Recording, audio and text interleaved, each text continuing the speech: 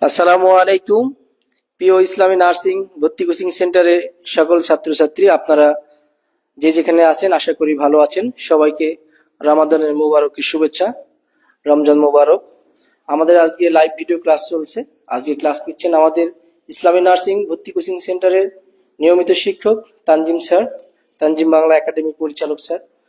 তো আপনারা সবাই ক্লাস দেখবেন, কেমন হচ্ছে কমেন্টের মাধ্যমে জানাবেন এবং শেয়ার করে অন্যদের ক্লাস দেখার সুযোগ করে দিবেন। ধন্যবাদ সবাইকে। স্যার প্লিজ আসেন, আপনি ক্লাস নেওয়া শুরু করে দেন।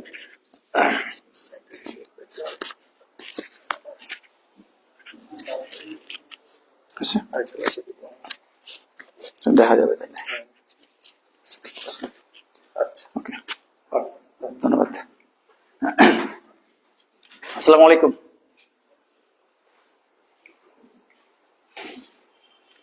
কেমন আছেন সবাই?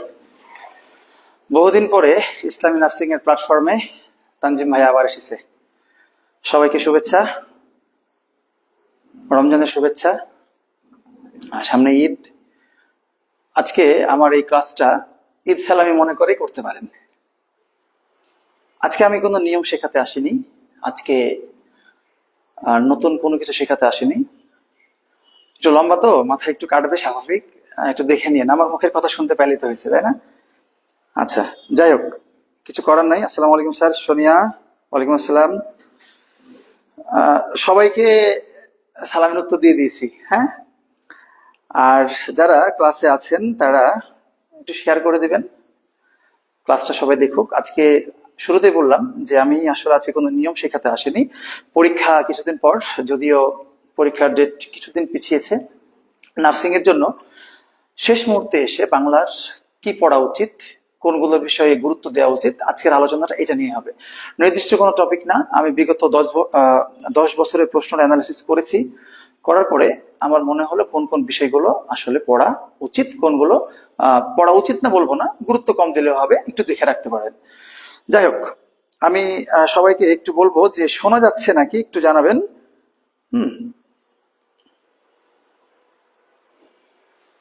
রাজু আহমেদ, ভাইয়া তুমি কমেন্ট করেছো সকলের জন্য অত্যন্ত অত্যন্ত গুরুত্বপূর্ণ ক্লাস।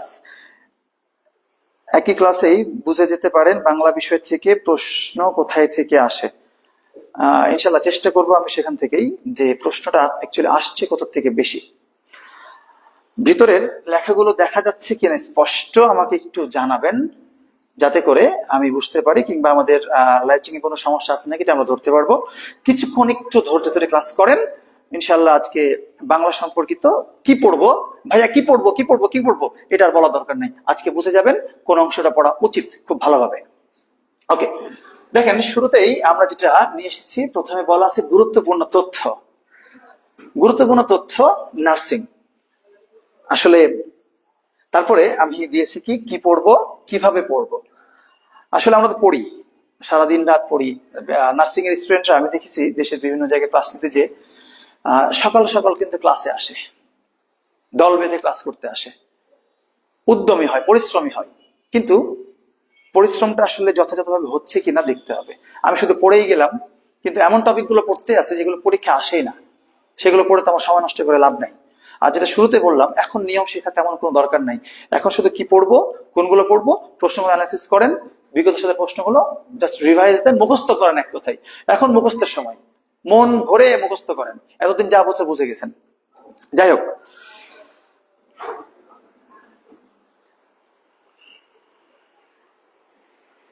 একটু আমি আমার পার্সোনাল পেজগুলোতে একটু ক্লাসটা শেয়ার করে আমরা মূল অংশে চলে যাব।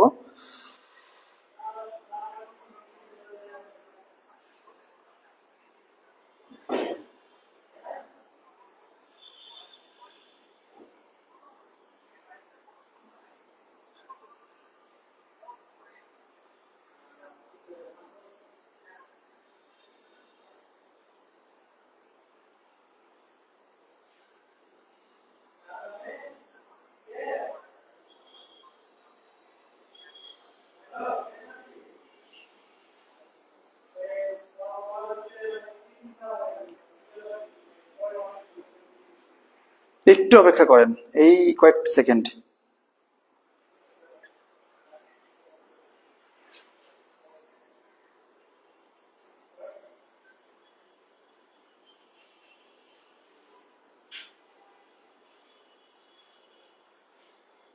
আচ্ছা, লাইভে অনেকে আছেন আমি দেখতে পাচ্ছি।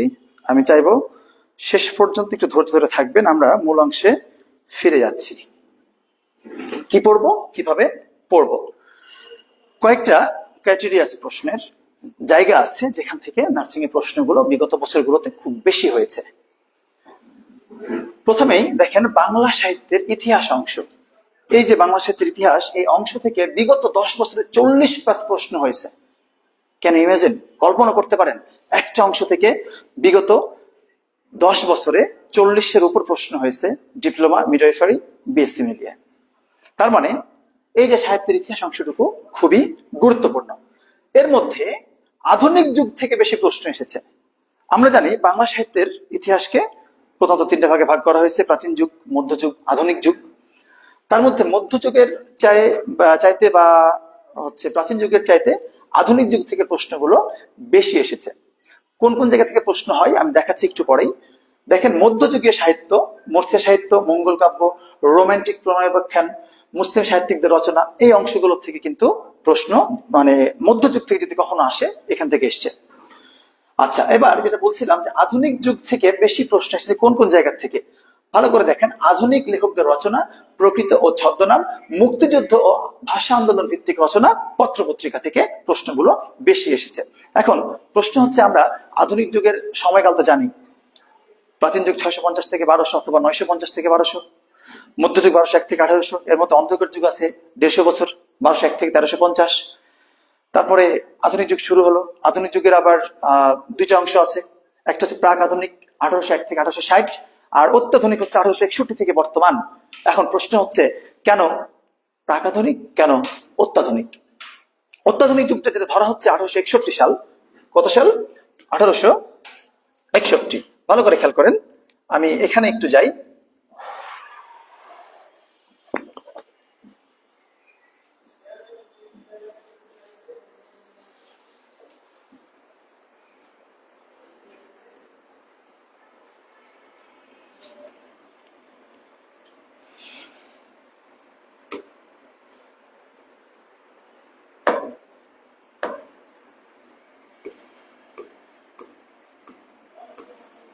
এই বছরটা বাংলা সাহিত্যের ইতিহাসের একটি গুরুত্বপূর্ণ বছর। দুইটা কারণ আছে।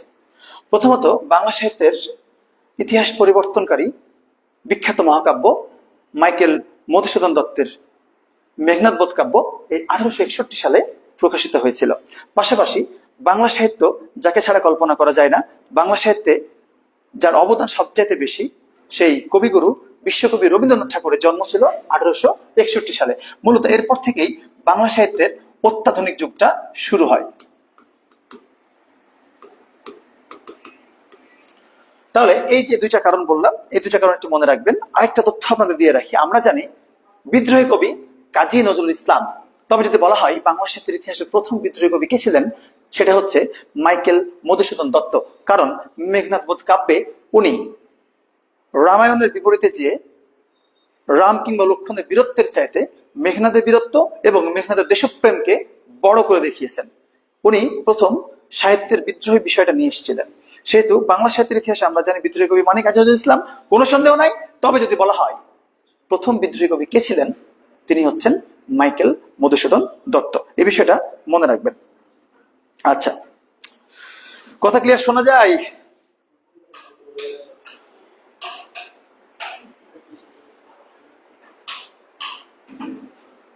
সমস্যা হচ্ছে, দেখা যাচ্ছে কি এটা?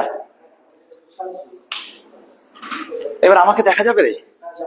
ও আচ্ছা আচ্ছা, ঠিক আছে।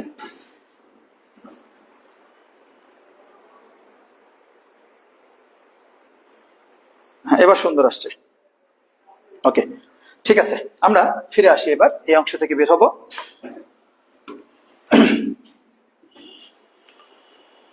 আমরা বিগত বছরে এই অংশগুলো থেকে কি ধরনের প্রশ্ন হয়েছে যাব, তার আগে পুরো অংশটা আমি দেখাতে যাচ্ছি আপনাদের যে কি কি পড়া উচিত। ফিরে আসি প্রথম পত্রে, মাথা ব্যথার কারণ। প্রথম পত্র কি পড়বো ভাইয়া, আমরা তো কিছুই বুঝি না। ফার্স্ট পেপারে যে গদ্য আছে, পদ্য আছে, আমরা কি আমাদের সংক্ষিপ্ত সিলেবাস যেটা ছিল সেটা ফলো করব, নাকি ফুল সিলেবাসটা ফলো করব? আগেই বলে রাখি, ফার্স্ট পেপারে নার্সিং থেকে গদ্য পদ্য খুব একটা গুরুত্বপূর্ণ না, এটা নিয়ে ঘুম হারাম করার কোনো দরকার নাই। তবে শর্ত আছে। কি শর্ত? ফলো করেন এইদিকে। প্রথম পত্র প্রথমে বলেছে লেখক ও কবি পরিচিতি। আমাদের শর্ট সিলেবাসে 7টা গদ্য এবং 7টা পদ্য ছিল। 7টা গদ্যের মধ্যে অপরিচিতা, আমার পথ, বিলাসী, 52 দিনগুলো, রেনকোট, মাসি পিসি, মানব কল্যাণ, এই 7টা অংশ ছিল। এর মধ্যে আপনারা 52 দিনগুলোকে ফালাই দেন, ওটা আপাতত আর বর্তমানে দরকার নাই। 7টা পদ্যের মধ্যে ছিল সোনার তরী, বিদ্রোহী, আমি কিংবদন্তির কথা বলছি, ফেব্রুয়ারি 1969, তারই পরে মনে 18 বছর বয়স এবং জসিমউদ্দিনের প্রতিদান। এই যে 7টা। এখন অনেক সময় মনে হয় যে বিদ্রোহী কবিতার আমি তো লাইনের অর্থ বুঝি না, দরকার নেই, কারণ ভিতর থেকে প্রশ্ন হয় না বললেই চলে। তবে যেটা জানতে হবে নিঃসন্দেহে, রবীন্দ্রনাথ ঠাকুর এবং দেখেন 14টা গদ্য পদ্যের মধ্যে 4টা কিন্তু রবি ঠাকুর আর কাজী নজরুল ইসলামের। সোনার তরী, অপরিচিতা, বিদ্রোহী, আমার পথ। তাহলে এই যে 4টা লিখেছে কয়জন? 2 জন। তার মানে আমার কমে আসলো, কবি এবং সাহিত্যিকদের বা লেখকদের জীবনীটা কমে আসলো, কারণ আমরা একজন লেখকের বা একজন কবির 2টা করে লেখা পেয়েছি। বিগত 10 বছরে, আচ্ছা প্রথমে বলেছি লেখক ও কবি পরিচিতি, বিগত 10 বছরে 10+ প্রশ্ন এসেছে রবীন্দ্রনাথ ঠাকুরের জীবনী সম্পর্কিত। চিন্তা করতে পারেন, একজন রাইটারকে নিয়ে প্রায় প্রত্যেক বছরেই প্রশ্ন হয়েছে। তার মানে যার কাছে যে বই আছে সেটা নিয়ে ঝাঁপিয়ে পড়তে হবে। রবীন্দ্রনাথ ঠাকুর সম্পর্কিত যে রচনাগুলো আছে, ওনার উপন্যাস কতগুলো, ওনার নাটক কতগুলো, ওনার কাব্যগ্রন্থ কতগুলো ছিল, ছোট গল্প কতগুলো ছিল, এবং কোন কোন ক্ষেত্রে এমনও এসেছে চরিত্র সম্পর্কিত। তাহলে কোন গল্পের, কোন উপন্যাসের, কোন নাটকের গুরুত্বপূর্ণ চরিত্র কে ছিল, এগুলো কিন্তু আপনাদের যে গাইড বইটা সরবরাহ করা হয়েছে বা বাংলা বই যাদের কাছে আছে সেখানে সুন্দর করে স্পষ্ট করে লেখা আছে। সেখান থেকে পড়া শুরু করেন। টার্গেট রাখতে হবে রবীন্দ্রনাথ ঠাকুরকে আমি যে কোনো ভাবে শেষ করব। ওনার গোষ্ঠী উদ্ধার করে রেখে দেন পড়াশোনা করে, অন্য কিছু করে না। এবার অপরিচিতা ও সোনার তরী থেকে প্রশ্ন আসার সম্ভাবনা কম, তবে রবি ঠাকুরের জীবনী তথা সাহিত্যকর্ম থেকে আসবেই, মাস্ট বি, আসতে বাধ্য। বিগত বছরগুলো যদি ফলো করা হয়, বিগত 10 বছরের প্রশ্নের ধারা যদি ফলো করা হয়, তাহলে নিঃসন্দেহে আমার সোনার তরী বা অপরিচিত থেকে প্রশ্ন আসুক বা না আসুক, রবি ঠাকুরের জীবনী থেকে প্রশ্ন আসবেই। Be careful. এবার খেয়াল করেন, 2016, 17, 17, 18, 18, 19 কয়বার? 3বার। পরপর 3 সেশনে কাজী নজরুল ইসলাম সম্পর্কিত 5টি প্রশ্ন এসেছে। প্লাস মাইনাস হতে পারে, বাড়তে পারে, কমবে না। আমার চোখে 5টা পড়েছে, আমি সেই 5টা কিন্তু এখানে নিয়ে এসেছি। এরপরে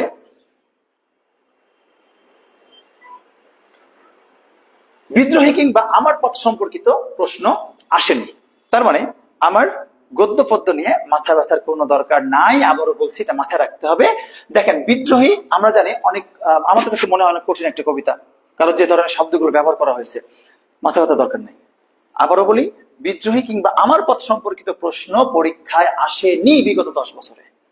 10 বছর আগে তো বিদ্রোহী ছিলই না, বিগত 6-7 বছর ধরে যেটা চলতেছে নাই। সাহিত্যকর্ম থেকে প্রশ্ন আসতে পারে কার?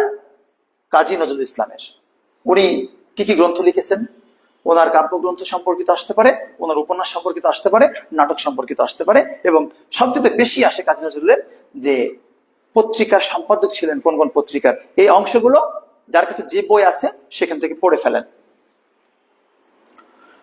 আচ্ছা, এরপরে বিলাসীর লেখক হচ্ছেন শরৎচন্দ্র চট্টোপাধ্যায়। ভালো করে খেয়াল করেন, শরৎচন্দ্র চট্টোপাধ্যায় সম্পর্কিত 3 থেকে 4টি প্রশ্ন এসেছে বিগত বছরগুলোতে। তবে বিলাসী থেকে এখন পর্যন্ত নার্সিং এ কোনো প্রশ্ন আসেনি, কখনোই কোনো প্রশ্ন আসেনি। সেহেতু আমার বিলাসী থেকে এত বড় গল্প কিভাবে শেষ করবো মাথা ব্যথা দরকার নাই। তবে অবশ্যই আমাদের পাঠ্য বই থেকে, গাইড বই থেকে শরৎচন্দ্র চট্টোপাধ্যায় সম্পর্কিত, ওনার জীবনী সম্পর্কিত তথ্যগুলো পড়তে হবে। যদি না পড়েন, ওই যে ধর একেরা খেতে পারেন। এরপরে আবুল ফজলের মানব কল্যাণ থেকে এখন পর্যন্ত নার্সিং এ কোনো ধরনের কোনো প্রশ্ন আসেনি, কোনো প্রশ্নই আসেনি। ওনার জীবনী থেকে এই পর্যন্ত একটা মাত্র প্রশ্ন এসেছে। তার মানে মানব কল্যাণ এবং আবুল ফজল দুইজনই নার্সিং এর জন্য গুরুত্বপূর্ণ না। আপনারা চাইলে একবার চোখের দেখা দেখে রাখতে পারেন, আবুল ফজলে লিখে রেখেছি, তবে দেখেন, তবে আবুল ফজলের সাহিত্যকর্ম দেখে যেতে পারো। যদি মনে হয় যে একটু দেখে যাই, সেক্ষেত্রে দেখে যাওয়া উচিত আমি মনে করি, কারণ ওই যে সাবধানের মাইন্ড নাই। আমি একটু কমেন্ট চাই যে অ্যাকচুয়ালি ক্লাসটা বোঝা যাচ্ছে কিনা এবং মনে হচ্ছে কিনা যে ফলপ্রসূ হবে। কারণ যদি আমার মনে হয় যে আমি বকবক করছি, আপনাদের ভালো লাগছে না, তারপরে আসেন থাকা লাগবে, এমনটা হলে আমি পালাবো। আপনাদের কেমন লাগছে বা বিষয়টা আসলে আপনাদের জন্য ফলপ্রসূ হবে কিনা আমাকে একটু জানান। ততক্ষণ আমি একটু কাহিনী করি। অনেকে আছেন ক্লাসে, আমি আবারও বলবো থাকেন শেষ পর্যন্ত, কারণ আমরা কিন্তু প্রশ্ন অ্যানালাইসিস করব একটু পর। আপাতত টপিক গুলো দেখছি, আর ক্লাসটা বারবার দেখবেন পড়ার সময়। প্রয়োজনে ক্লাস শেষে ভিডিওটা আবার নোট করে নেবেন কোন কোন টপিক গুলো পড়তে হবে, কারণ পড়ার কোনো শেষ নাই, না পড়লে চান্স নাই। Be careful. ওকে,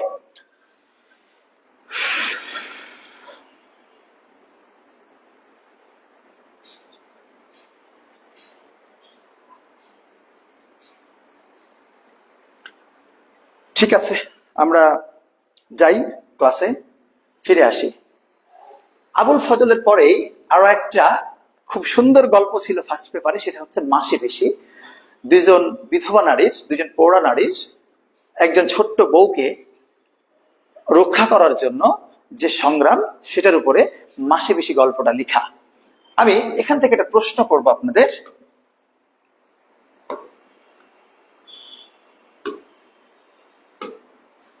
উত্তরটা দিবেন। ছোট্ট যে বউ ছিল, দেখা যায়? ওকে,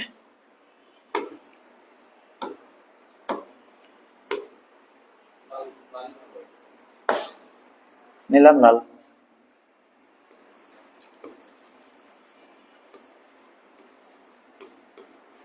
ছোট্ট বউয়ের নামটা কিন্তু এটা ছিল। এটার শুদ্ধ উচ্চারণটা আপনারা আমাকে একটু কমেন্টে জানাবেন এক্ষুনি। শুদ্ধ উচ্চারণ কি হবে এটার? ফার্স্ট,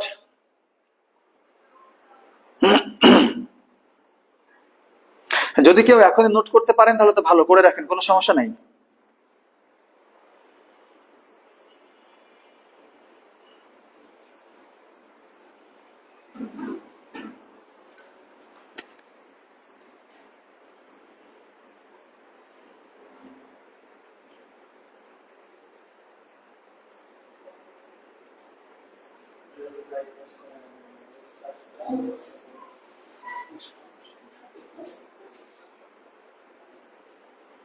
আমি কিন্তু এখন উত্তর পাইনি।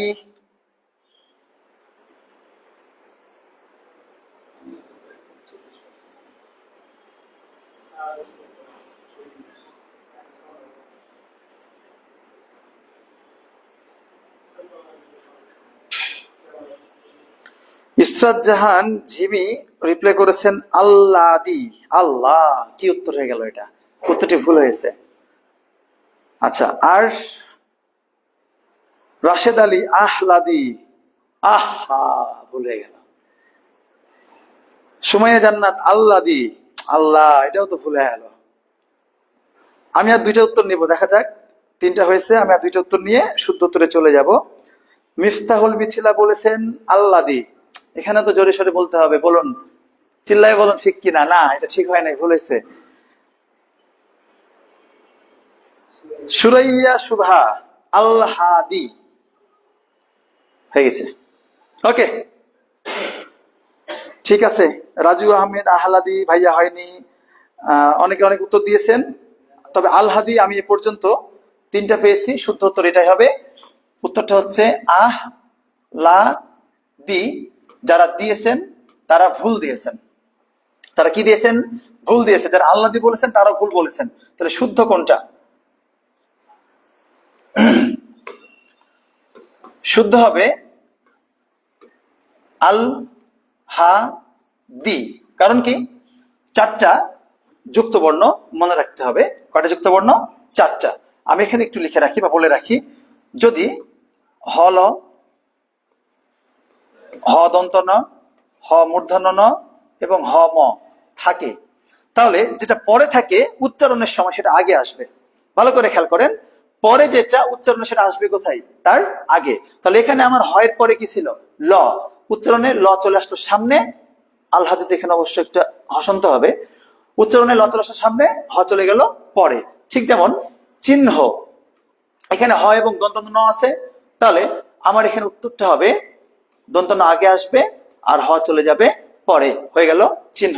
এই বিষয়গুলো একটু মাথায় রাখতে হবে। ওকে, আমরা পরের অংশে ফিরে যাই।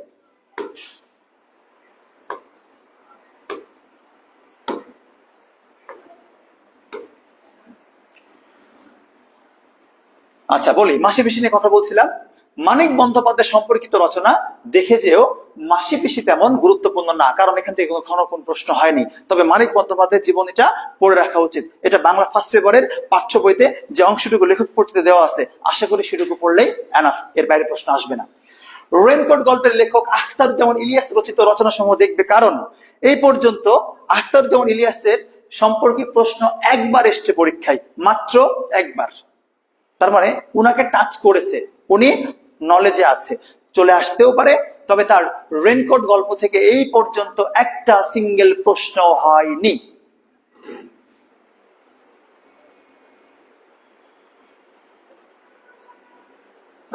ফিরে আসে এবার জসিমউদ্দিন, রেনকোটটা শেষ হলো। জসিমউদ্দিন থেকে এই পর্যন্ত দুইবার প্রশ্ন হয়েছে। কয়বার?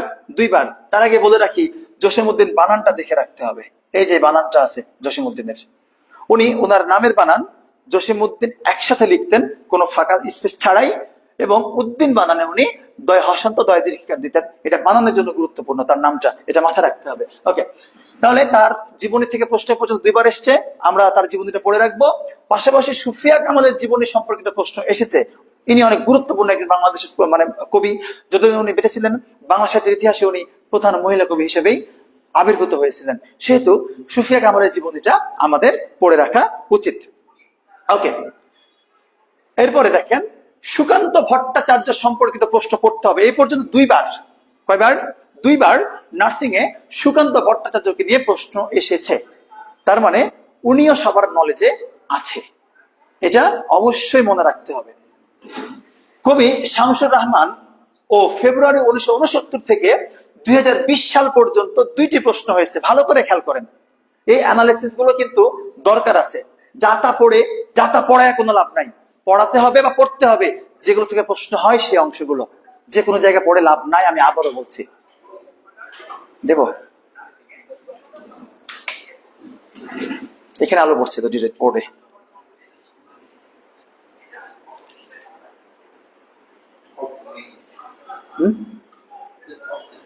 অফ করবো? আচ্ছা, এটা কি একটু এভাবে করা যায় না?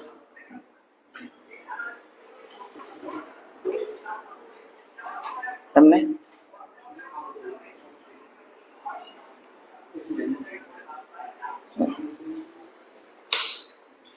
অফ করবো?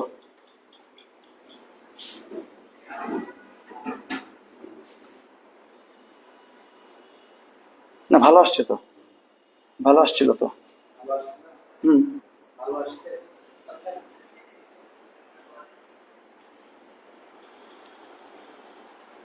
না, আমার মাথা কাটে যাচ্ছে, এত লম্বা কেন হয়ে গেছি আমি।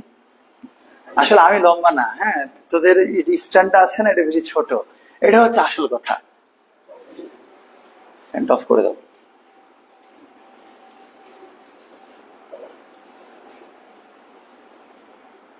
এবার ঠিক আছে, ফিরে আসি আমরা। একটু আপনারা জানাবেন যে ঠিকঠাক ভাবে দেখা যাচ্ছে নাকি।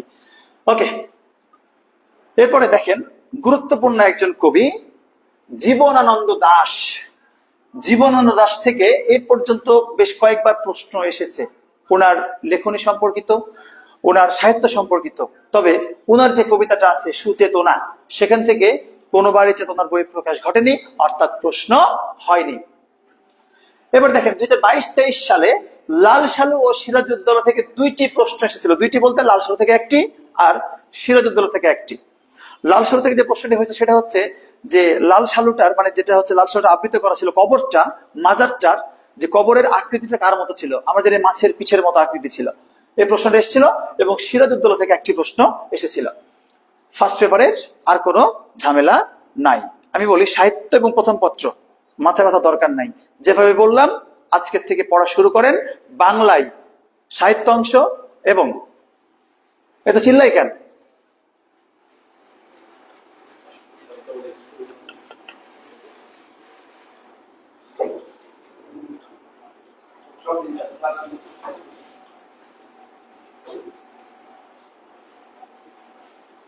জামিলুর রহমান, শুরু কর বন্ধু। স্বাগত তোমাকে ক্লাসে। থাকো যতক্ষণ তোমার সময় হয়। ওকে, তাহলে আমরা যেটা বলছিলাম, ফার্স্ট পেপার থেকে আপনার গদ্য পদ্য মাথা ব্যথা দরকার নাই, ঝেড়ে ফেললেন মাথার থেকে। তবে লেখকদের জীবনী এবং কবিদের জীবনী আপনাকে অবশ্যই পড়তে হবে, এটা মাথার থেকে ঝেড়ে ফেললে ধরা খাবেন। দ্বিতীয় পত্রে চলে আসি। বাংলা ভাষার উদ্ভব। বাংলা ভাষা ধ্বনি বর্ণ অংশ থেকে বিগত 10 বছরে 15টির মতো প্রশ্ন এসেছে, 2-4টা বেশি হতে পারে। আমার চোখে এগুলোই পড়েছে। আমি প্রশ্নগুলো অ্যানালাইসিস করতে দেখেছি কোন কোন জায়গা থেকে বেশি প্রশ্ন হয়। এর মধ্যে উদ্ভব, বাংলা ভাষা, বাংলা ভাষার সম্পর্কিত যে তথ্যগুলো আমরা পড়িয়েছি ক্লাসে কিংবা লেকচার শিটে বা বইতে আছে, দেখে যাবেন। ধ্বনি বর্ণ অংশ থেকে বিগত 10 বছরে 15টির মতো প্রশ্ন এসেছে। Can you imagine? কল্পনা করতে পারেন একটা অংশ থেকে প্রত্যেকটা বছর প্রশ্ন হয়। সেহেতু এটা অনেক গুরুত্বপূর্ণ, এটা অবশ্যই ছাড় দেয়া যাবে না, ভালোভাবেই পড়তে হবে। এরপর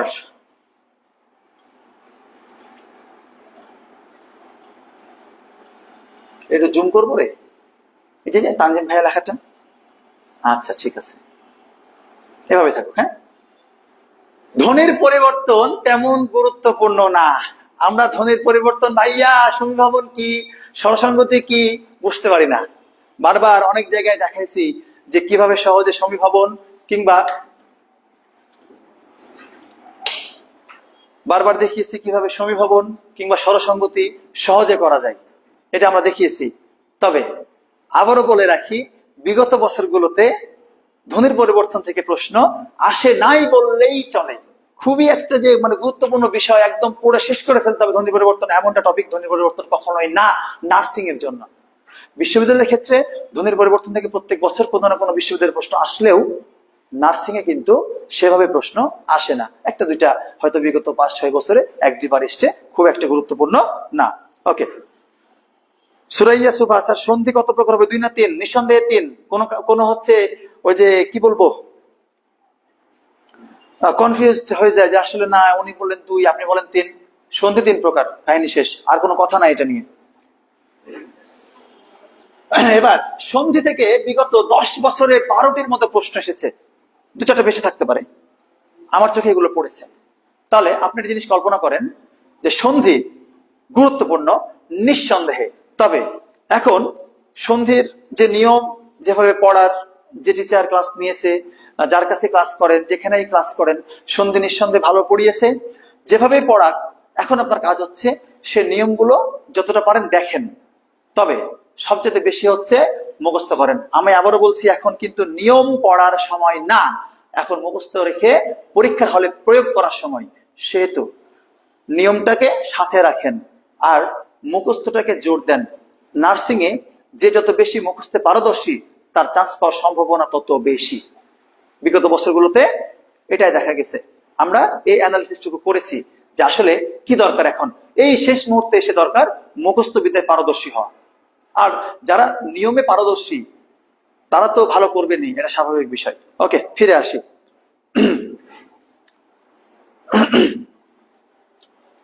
বচন অংশ থেকে বিগত সময়গুলোতে 6 থেকে 7টি প্রশ্ন এসেছে। বিশেষ করে বহুবচন অংশের কোন জায়গায় কি বসে, কোনগুলো বহুবচন বোঝায়, এই অংশ থেকে প্রশ্নটা কিন্তু বারবার এসেছে। তাহলে বিগত বছরে 6 থেকে 7বার প্রশ্ন এসেছে কি থেকে? বচন থেকে। তাহলে আমরা এই পর্যন্ত পেয়েছি ধ্বনি, বর্ণ, অক্ষর, বাংলা ভাষা, এবার সন্ধি এবং হচ্ছে বচন। এই কয়েকটি কিন্তু অলরেডি পেয়েছি, যেখানে গুরুত্ব বেশি দিতে হবে। এরপরে আসেন, এখনো কিন্তু শেষ হয়নি। মাথা ব্যথার কারণ সবার কাছে, সেটা হচ্ছে সমাস। আমরা সমাসটা শেখাই, চেষ্টা করি সহজে শেখানোর। আমার পার্সোনাল একটা অভিমত সমাস নিয়ে আছে। সমাস কিন্তু কঠিন কোনো বিষয় না। সমস্ত পদ দেখে সমাস চেনা উচিত, চিনতে পারা শিখতে হয়। যদি আমরা যারা পড়াই সমস্ত পদ দেখে চিনার কিছু উপায়গুলো স্টুডেন্টদের বলে দিতে পারি, তারা কিন্তু নিঃসন্দেহে ভালো করবে। কিন্তু আমরা কি করি, ভয় দেখাই, এটা অনেক গুরুত্বপূর্ণ রে, অনেক কঠিন, সাবধানে পড়িস। আমি যদি পড়া শুরুতেই বলি এটা অনেক কঠিন, মাথা কিন্তু অলরেডি যাবে। সমাস সহজ, সত্যি সহজ, যদি সেটাকে সহজ করে শেখানো হয়। যেমন দেখেন, আমি যদি তৎপুরুষ সমাসের ক্ষেত্রে আসি, কিভাবে করে আমরা সমস্ত পদ থেকে সমস্ত নির্ণয় করতে পারি। তৎপুরুষ সমাসে কয়েকটা শব্দ আছে, কয়েকটা উদাহরণ আছে। উদাহরণগুলোর শেষে কয়েকটা শব্দ যুক্ত হয়। প্রাপ্ত, পণ্য, গত। পণ্য বলতে প দন্ত ন যুক্ত, নট জফলা, পণ্য না, পণ্য। প্রাপ্ত, পণ্য, গত, আশ্রিত, অতীত। কয়টা শব্দ? 5টা। আমি আবারও রিপিট করছি, প্রাপ্ত, পণ্য, গত, আশ্রিত, অতীত। এই 5টা শব্দ থেকে যদি আমার একটা শব্দ আমি দেখতে পাই কোন সমাসে, অটোমেটিক উত্তর হবে তৎপুরুষ। যদি বলা হয় আলাদা করে কোন তৎপুরুষ, দ্বিতীয় তৎপুরুষ। যেমন দেখেন, দ্বিতীয় তৎপুরুষে কি হয়, আমরা জানি দ্বিতীয় বিভক্তি লোপ পাই। ভারকে প্রাপ্ত, ভার প্রাপ্ত, প্রাপ্ত আছে না শেষে? আছে। আচ্ছা, অবসরকে প্রাপ্ত, অবসর প্রাপ্ত। দুঃখকে প্রাপ্ত, দুঃখ প্রাপ্ত, তোমার প্রাপ্ত আছে। বর্ণনাকে অতীত, বর্ণনাতীত, অতীত আছে। চরণকে আশ্রিত, চরণাশ্রিত, আশ্রিত আছে। পরলোকে গত, পরলোক গত, গত আছে। তাহলে এভাবে করে আমরা যদি পড়তে থাকি, এই শব্দগুলো মাথায় রাখি, আমি কিন্তু কিছু সমস্ত পদ দেখে নির্ণয় করতে পারবো। দ্বিতীয় তৎপুরুষের চেনার আরো একটা উপায় আছে, কাজ বোঝাবে। কি বোঝাবে? কাজ। কেমনে? বইকে পড়া, বই পড়া, এর কাজ কোনটা? পড়া। রথকে দেখা, রথ দেখা, দেখা কি? কাজ। তার মানে দ্বিতীয় তৎপুরুষ। তারপরে আছে কলাকে বেচা, কলা বেচা, বেচাটা কি? কাজ। আমকে কুড়ানো, আম কুড়ানো, কুড়ানো জিনিসটা কি? কাজ। কাজ বোঝালেই দ্বিতীয় তৎপুরুষ। আরো একটা আছে, সময়ের ব্যাপ্তিকে বোঝায়। যেমন চিরকাল ব্যাপিয়া সুখী, চিরসুখী, চিরকাল ধরে কুমার, চিরকুমার। আমাদের চিরকুমার নিয়ে বিশ্ববিদ্যালয়ের বিভিন্ন সংগঠন কিন্তু আছে। তবে চিরকুমার সংঘগুলো কেমন হয় জানেন? নারী বান্ধব চিরকুমার, আপনাদের রিবন ভাইয়ের মতো। চিরকুমারটা কেমন? নারী বান্ধব। এখানে অনেকে বলে যে আমরা নারী বান্ধব চিরকুমার, আমাদের প্রলোভন দেখাবেন না, কারণ আমরা নিজেরা প্রলুব্ধ হয়ে যাই। যাই হোক, এটা বিষয় না। বিষয়টা হচ্ছে কি, যে সময়ের ব্যক্তি থেকে বোঝাচ্ছে। এরপরে যদি আমরা তৃতীয় তৎপুরুষ নির্ণয় করতে যাই, খুবই খুবই খুবই সহজ। সমস্ত পদ থেকে কিভাবে করে এটা নির্ণয় করতে পারবেন? মনে রাখবেন, যদি আমার পরপদের কাজটা পূর্বপদ করে দেয়, পূর্বপদ পরপদ তো চিনেন, এতদিন ধরে সমাস করেছেন, চিনবেন না? চিনারা স্বাভাবিক। আমার পরপদের কাজ কে করে দিবে? পূর্বপদ। তাহলে সেটা তৃতীয় তৎপুরুষ। যেমন মেঘ দ্বারা লুপ্ত, লুকানো। কি দ্বারা? মেঘ দ্বারা। মেঘ কোন পদে আছে? পূর্ব পদে। আমরা বলতে পারি মন দ্বারা বা মন দিয়ে গড়া, মন গড়া। গড়াটা কি দিয়ে? মন দিয়ে। গড়া কোন পদে? পরপদে। তাহলে পূর্ব পদের কাজটা কি? পরপদকে সাহায্য করা। তাহলে গড়ার করছে কি? মন। মন কোন পদে আছে? প্রথম পদে বা পূর্ব পদে আছে। এটা কি তৎপুরুষ? তৃতীয় তৎপুরুষ। আচ্ছা, এখন সপ্তমী তৎপুরুষের ক্ষেত্রে যদি আমরা আসি, 3টা প্রশ্ন মনে রাখবেন, 3টা কথা মনে রাখবেন সপ্তমীর জন্য। কখন, কিসে, কোথায়। কখন, কিসে, কোথায়। এই 3টা জিনিস আপনাকে সপ্তমী তৎপুরুষ চিনিয়ে দিবে। রাতে কানা, রাতে কানা, কখন কানা? রাতে। দিবাই নিদ্রা, কখন নিদ্রা? দিবাই। বস্তায় বন্দি, কিসে বন্দি? বস্তায়। তাহলে এই যে প্রশ্নের বিষয়গুলো আছে না, এগুলো কিন্তু শেখালেই কিন্তু সমাজটা সহজ হয়। তা আমরা কি করি? অনেক কঠিন। সাবধানে পড়তে হবে। সাবধানে পড়াশোনার কিছু নাই। ব্যাকরণটাকে পড়তে হয় ব্যাকরণের ভাষায় না, নিজেদের ভাষায়, এবং ভালোবেসে পড়তে হয়। যদি আপনি ভালোবাসা দেখাতে পারেন ব্যাকরণকে, আপনি সফল হবেন। কিন্তু আমরা শুরুতেই কি করি? ভাল লাগছে না, পড়বো না, অনেক কঠিন। ও মা, এত কঠিন কেন সন্ধি? সন্ধি কঠিন কে বলেছে? কয়েকটা লাইন দিয়ে পুরো সন্ধি শেষ করা যায়, যদি সেটা পড়ানোর মতো হয়। আমি উল্টাপাল্টা টেকনিকে পড়ালে কিন্তু সন্ধি পড়ানো যাবে না, সন্ধি কঠিন হবে। তখন মুখস্থ ছাড়া কোনো উপায় থাকবে না। মুখস্থ বিদ্যার দরকার আছে, তবে বুঝে পড়া আরো বেশি ভালো, এটা মনে রাখবেন। ওকে, যাই হোক, আমরা সমাস নিয়ে আলোচনা করছিলাম। আপনারা পরবর্তীতে কথাগুলো কিন্তু শুনে রাখবেন। আচ্ছা, একজন বলেছে যে 2 অ্যান্সার দিছিল এক্সামে, এটা ভুল অ্যান্সার দিয়েছে। সন্ধি 3 প্রকার। আপনি নতুন 9 বই খুলে দেখেন, ডিরেক্ট লেখাতে সন্ধি 3 প্রকার। আরেকজন লিখেছে যে সন্ধি 3 প্রকার, রিপ্লাই দিয়েছে সুরাইয়া, যে সন্ধি 3 প্রকার, এটা কোচিং এ ক্লাসে কেউ মানতেই চায় না, যারা ভুল জানে। যদি আপনাকে আলাদা করে উল্লেখ করে দেয় বাংলা শব্দের সন্ধি কয় প্রকার, সেক্ষেত্রে দুই প্রকার, কারণ বাংলা শব্দে বিসর্গ হয় না, এটা হয় তৎসম শব্দে। তৎসম শব্দে বিসর্গ বসবে। এখানে আরেকটা শেখার বিষয় আছে, যখন আমরা বলবো যে তৎসম শব্দে বিসর্গ সন্ধি হয়, তার মানে মনে রাখতে হবে বিসর্গযুক্ত কিংবা বিসর্গ সন্ধিযুক্ত যে শব্দগুলো আছে সেগুলো তৎসম শব্দ। আপনাদের শব্দের শ্রেণী বিভাগ আছে না, শব্দ ভান্ডার আছে না, তৎসম শব্দ আছে না, আছে। চেনার উপায় কি, কে বলবে? আমি বলছি তো, আমি আছি তো এখানে, কোনো সমস্যা নাই। তৎসম শব্দে কি হয়, বিসর্গ থাকবে অথবা বিসর্গ সন্ধিযুক্ত শব্দ হবে। তার মানে বিসর্গ সবসময় কই থাকে, বিসর্গ সবসময় কই থাকে তৎসম শব্দে।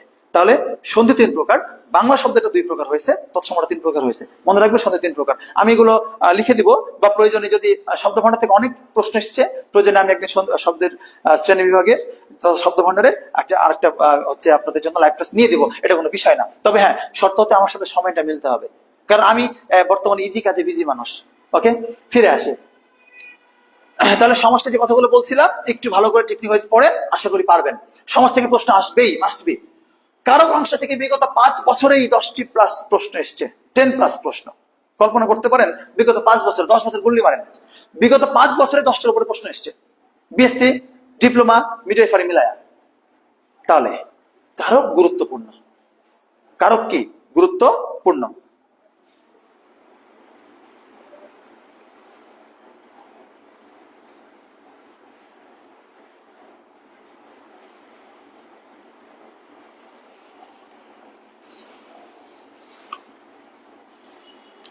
এই পোলাপান, ভাইরা আমার, বোনেরাও আমার, ক্লাস কি চালাবো না শেষ করব বলো?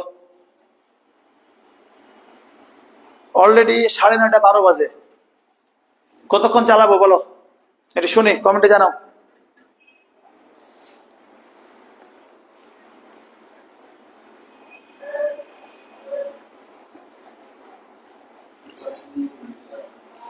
হুম,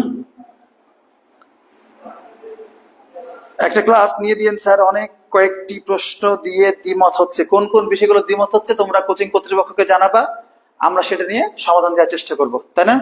ওকে, আমি বলে দিয়েছি, হ্যাঁ বকে দিয়েছি, সমস্যা নেই। এবার ফিরে আসি, কারোর থেকে কি কি ধরনের প্রশ্ন এসছে আমি একটু পরে দেখাবো, প্রশ্ন আছে সে প্রশ্ন থেকে দেখাবো। এবার দেখেন শব্দের শ্রেণী বিভাগ, এটি মহাবিপদ সংকেতের মতো। কি বিপদ সংকেত? মহাবিপদ সংকেত। জানতেই হবে, জানতেই হবে, মাস্ট বি। বিগত 5 বছরে 20টি প্রশ্ন এসেছে এই অংশ থেকে। কয়টি প্রশ্ন এসছে? 20টি প্রশ্ন এসছে এই অংশ থেকে বিগত 5 বছরে।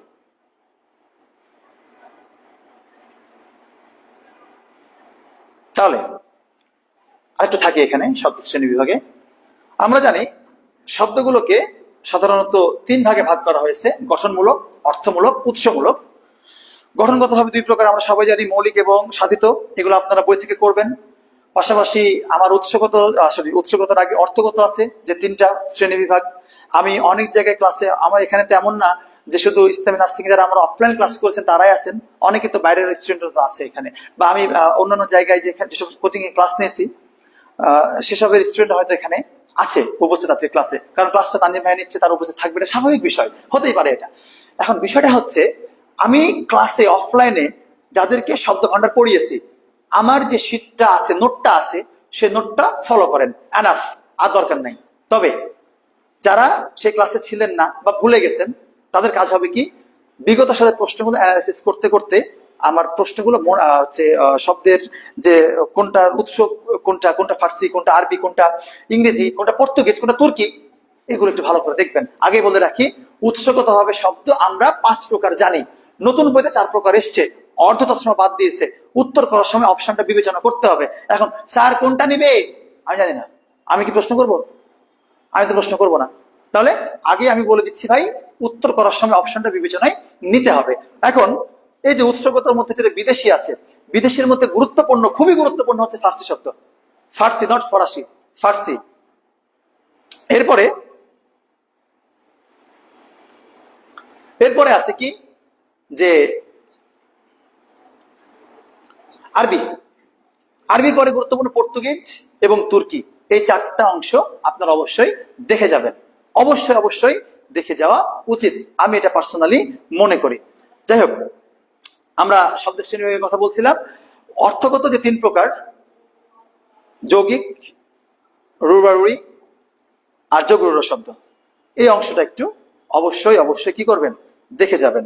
আচ্ছা, একটা প্রশ্ন এসছে, আমি প্রশ্নটা নিচ্ছি, একটু ওয়েট করেন।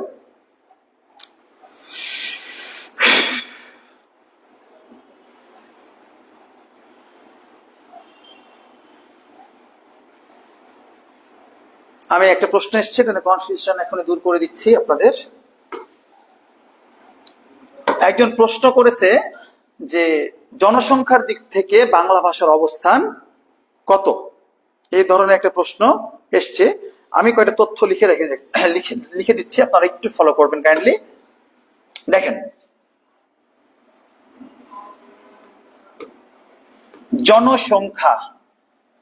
জনসংখ্যার দিক থেকে বাংলা ভাষার অবস্থান ষষ্ঠ। কত? ষষ্ঠ। এরপরে মাতৃভাষার দিক থেকেও ষষ্ঠ। বিশ্বে মাতৃভাষার হচ্ছে অবস্থান অনুযায়ী বাংলা ভাষার অবস্থান ষষ্ঠ। এরপরে আছে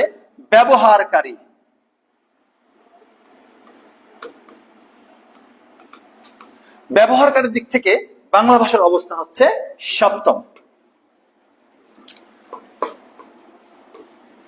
বিশ্বে ভাষার জগতে সপ্তম। এবং যদি বলা হয় অফিসিয়াল বা দাপ্তরিক ভাষার দিক থেকে বাংলা ভাষার অবস্থান দশম। এই বিষয়টা নিয়ে অনেকের অনেক সময় কনফিউশন হয়েছে। আশা করি আজকের পরে বিষয়টা আপনারা মাথায় রাখতে পারবেন। জনসংখ্যার দিক থেকে বাংলা ভাষার অবস্থান ষষ্ঠ, মাতৃভাষা থেকেও ষষ্ঠ, ব্যবহারকার দিক থেকে সপ্তম, বিশ্ব ভাষার জগতে সপ্তম, দাপ্তরিক ভাষা হিসেবে বাংলা ভাষার অবস্থান হচ্ছে দশম। একটু নোট করে ফেলেন। মিম আক্তার আয়েশা আক্তারকে রিপ্লাই দিয়েছে সপ্তম না, এটা হবে ষষ্ঠ। তবে বিশ্বে ভাষার জগতে হবে সপ্তম, কিন্তু জনসংখ্যার দিক থেকে হবে ষষ্ঠ। মাতৃভাষা ষষ্ঠ, ব্যবহারকারী সপ্তম, বিশ্বে ভাষার জগতে সপ্তম, দাপ্তরিক ভাষা হিসেবে দশম।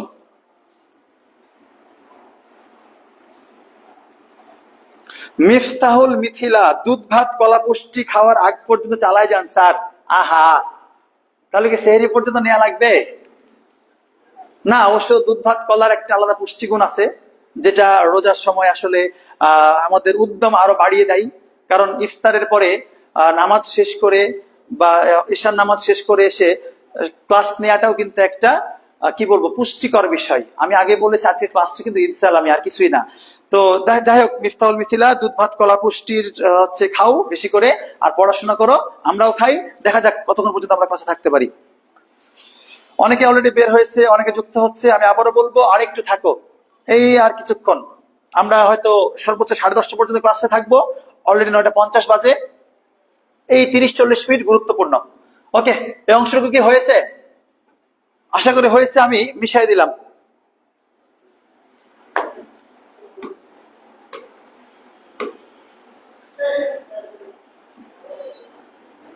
এবার পদ প্রকরণ অংশ থেকেও বিগত বছরগুলোতে প্রশ্ন এসেছে। 12টার উপরে প্রশ্ন আমি দেখেছি।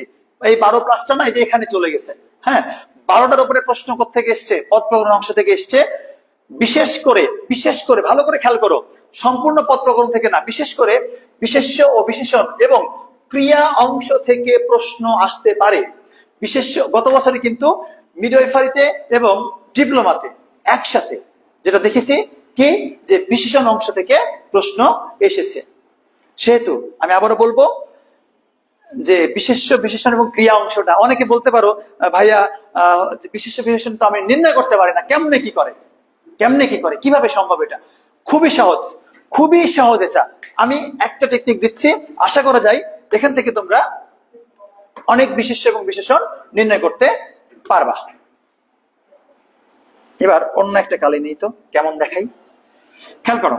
আমি প্রশ্ন করব কোনো কিছুকে যা বা যেমন বা কেমন দিয়ে, যদি আমি উত্তর পেয়ে যাই সেটা হচ্ছে আমার অ্যাডজেক্টিভ তথা বিশেষণ। অ্যাডজেক্টিভ তথা কি? বিশেষণ। যা বা যেমন বা কেমন দিয়ে কি করব? প্রশ্ন করব, উত্তর পেয়ে যাচ্ছি, তার মানে সেটা কি হবে? বিশেষণ তথা অ্যাডজেক্টিভ।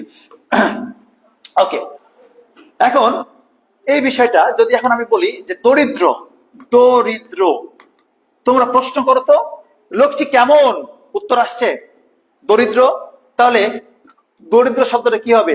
অ্যাডজেক্টিভ।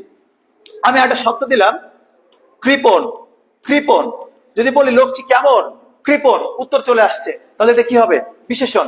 আমরা বলতে পারি আরেকটা শব্দ বললাম তরুণ, খেয়াল করো তো, বলো লোকটি বা ছেলেটি কেমন, ছেলেটি তরুণ, উত্তর পাচ্ছি না, তাই তরুণটাও কি? অ্যাডজেক্টিভ।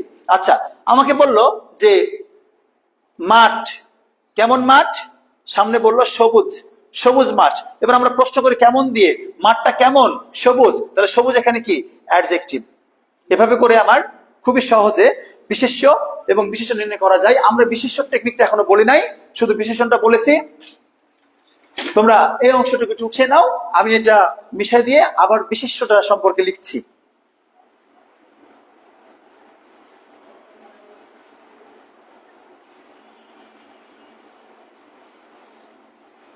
মাঠ, এই বলো বিশেষণটা কি এখন নির্ণয় করা যাবে? পারবা? কমেন্টে জানাও। তিনটা জিনিস, যা, যেমন, কেমন।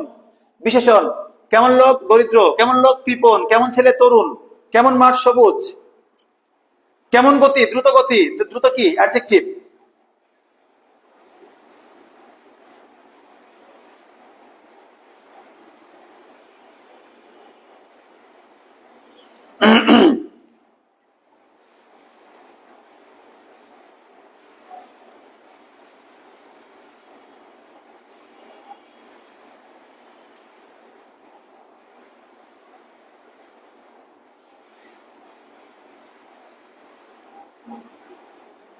ওকে, আমরা এবার পরের অংশে যাই।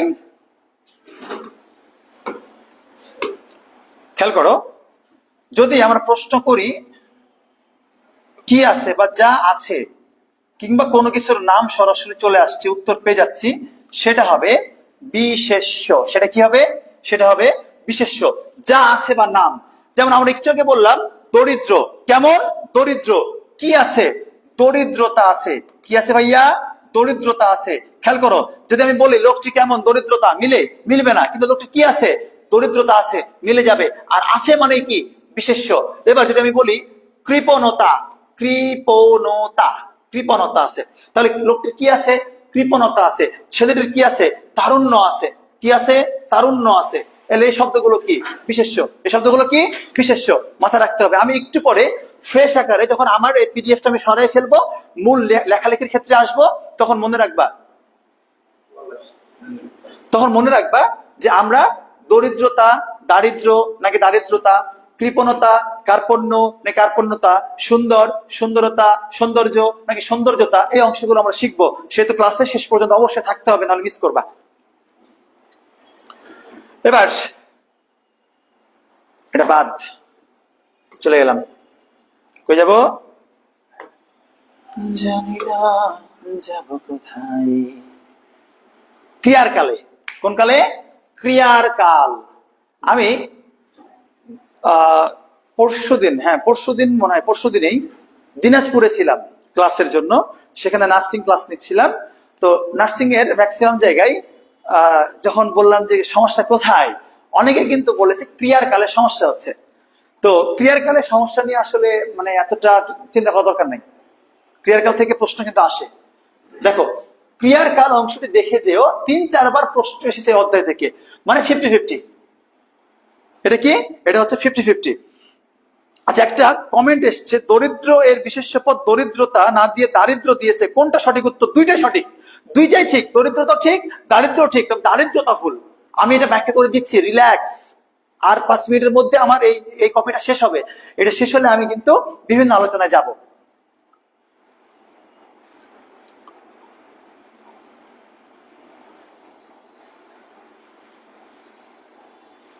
নিচে নামে ক্লাস দিলে আমাকে দেখা যাবে। আচ্ছা, ফিরে আসি। উপসর্গ অংশ, এটা গুরুত্বপূর্ণ। উপসর্গ অংশ থেকে 2018 থেকে 22 পর্যন্ত 5টি প্রশ্ন এসেছে। 18, 19, 19, 20, 20, 21, 21, 22, এই যে কয়েকটা সেশনে কয়টি প্রশ্ন এসেছে? 5টি। কয়টি? 5টি। আচ্ছা, ধাতু, প্রকৃতি প্রত্যয়, উক্তি অংশ তেমন গুরুত্বপূর্ণ না। গুরুত্বপূর্ণ না, বানানটা ভুল করছি একটু, কিছু মনে করো না, টাইপিং মিস্টেক। দেখো, ধাতু, প্রকৃতি প্রত্যয়, উক্তি অংশ তেমন কি না, গুরুত্বপূর্ণ না। মাথা ব্যথার দরকার নাই, স্যার আমরা তো প্রকৃতি প্রত্যয় খুবই দুর্বল, পারি না। দরকার নাই, থাকলে না তো প্রশ্ন পায় লাভ কি আছে? যেটা থাকবে সেটা পড়তে হবে, যেটা থাকবে সেটা পড়তে হবে। তবে হ্যাঁ, ধাতুর সংজ্ঞা বা ক্রিয়াপদের মূল অংশের নাম কি, ধাতু, এগুলো আমাকে একটু শিখতে হবে। প্রকৃতি প্রত্যয়ের হচ্ছে নির্ণয় করা গুলো, কোনটা প্রকৃতি, কোনটা প্রত্যয়, কোনটা হচ্ছে কৃত প্রত্যয়, কোনটা তথিত প্রত্যয়, কোনটা বাংলা কৃত, কোনটা সংস্কৃত কৃত, এই অংশটুকু একটু পড়ে গেলেই যদি প্রশ্ন থাকে বাইরে থাকবে না। ওকে, পুরুষ ও স্ত্রীবাচক শব্দ গুরুত্বপূর্ণ। বিগত বছরগুলোতে 3-4 বার প্রশ্ন এখান থেকে এসছে। তবে পুরুষ এবং স্ত্রীবাচকের মধ্যে গুরুত্বপূর্ণ বেশি হচ্ছে নিত্য পুরুষবাচক, নিত্য স্ত্রীবাচক। আমাদের বাংলা বইতে, বোর্ড বইতে পুরুষ এবং স্ত্রীবাচক শব্দের যে উদাহরণগুলো দেওয়া আছে সেগুলো দেখে যেও, ইনশাল্লাহ এর ভিতর থেকে কমন আসবে যদি এখান থেকে প্রশ্ন থাকে। এরপরে বাক্য প্রকরণ খুবই গুরুত্বপূর্ণ, খুবই গুরুত্বপূর্ণ। সহজ একটা বিষয় কিন্তু অনেক গুরুত্বপূর্ণ। বিগত 4 সেশনে 10টি প্রশ্ন হয়েছে এই অংশ থেকে। Can you imagine? তুমি কল্পনা করতে পারো যে বাক্যের মতো একটা অধ্যায় আমরা গুরুত্ব দেই না, কিন্তু এখান থেকেই বিগত 4 বছরে 10টি প্রশ্ন এসেছে। 10টি।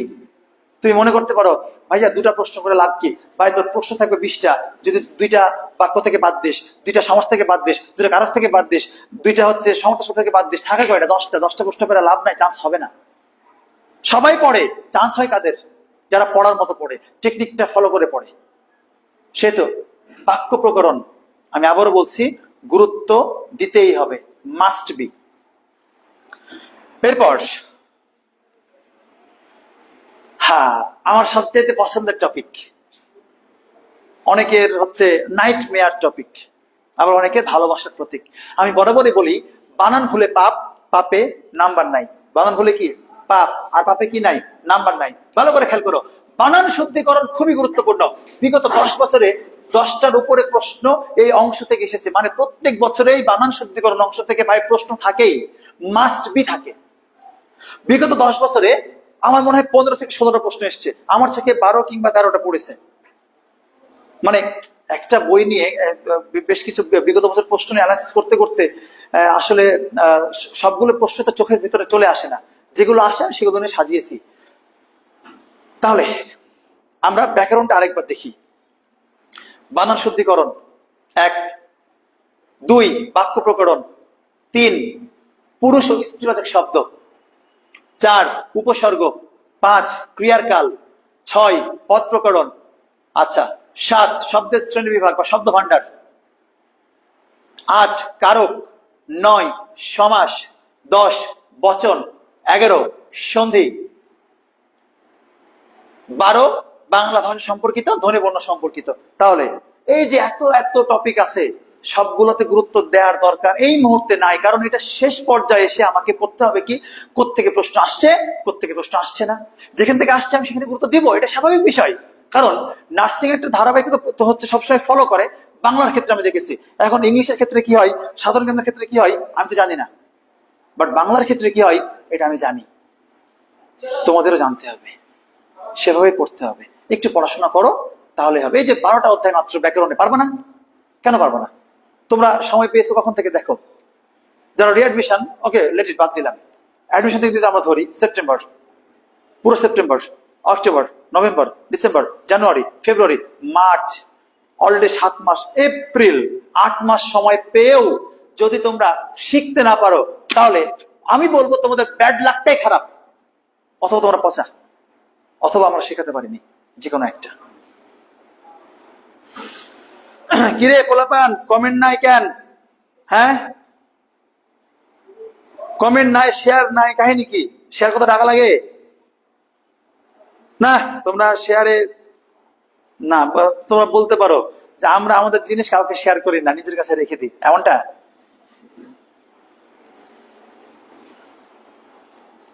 সাব্বির হোসেন, জি স্যার। হ্যাঁ সাব্বির, কেমন আছিস ভাইয়া? তুই অনেকদিন পরে তোকে দেখলাম ফেসবুকের মাধ্যমে। ওকে, আমরা ফিরে আসি আবার নিচে।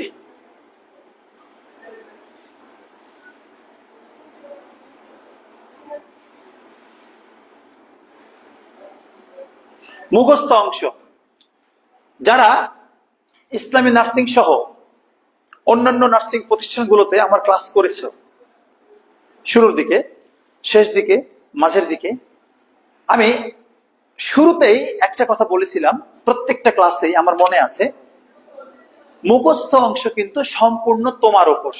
এখানে একজন ইনস্ট্রাক্টর যিনি থাকে, যিনি তোমাকে আসলে কি বলবো, এখানে যে মেন্টর থাকে তোমার, যে তার কিন্তু এখানে কিছু করার নাই।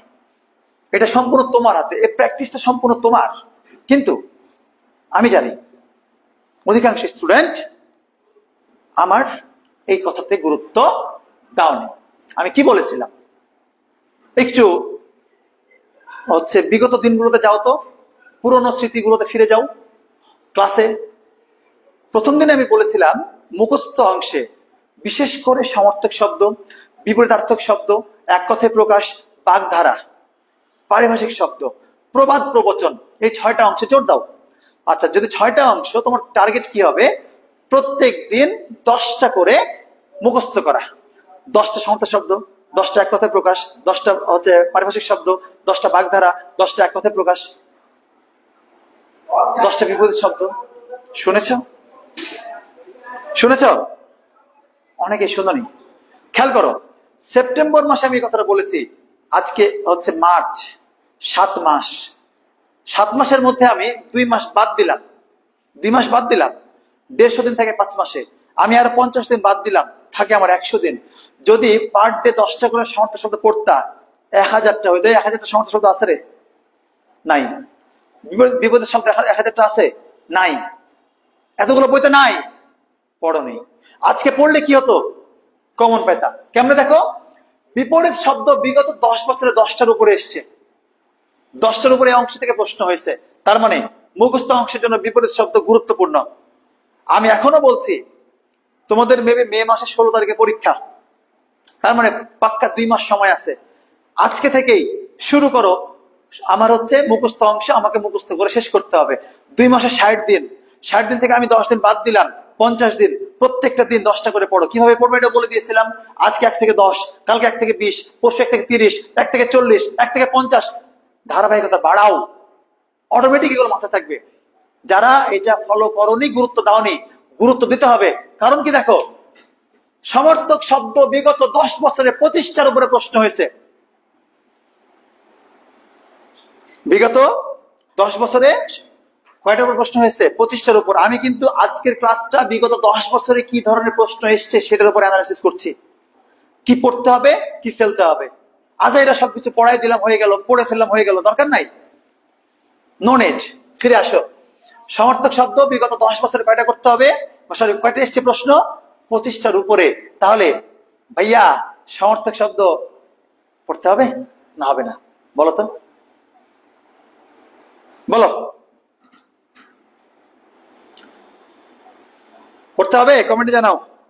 সুরাইয়া সুভা, গুরুত্ব দিয়েছি স্যার কিন্তু ভুলে যাই। হ্যাঁ স্বাভাবিক, ম্যানেজ মডাল মানুষ মাত্র ভুলে যাই, কিন্তু পড়তে হবে।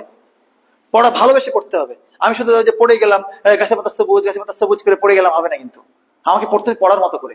ওকে,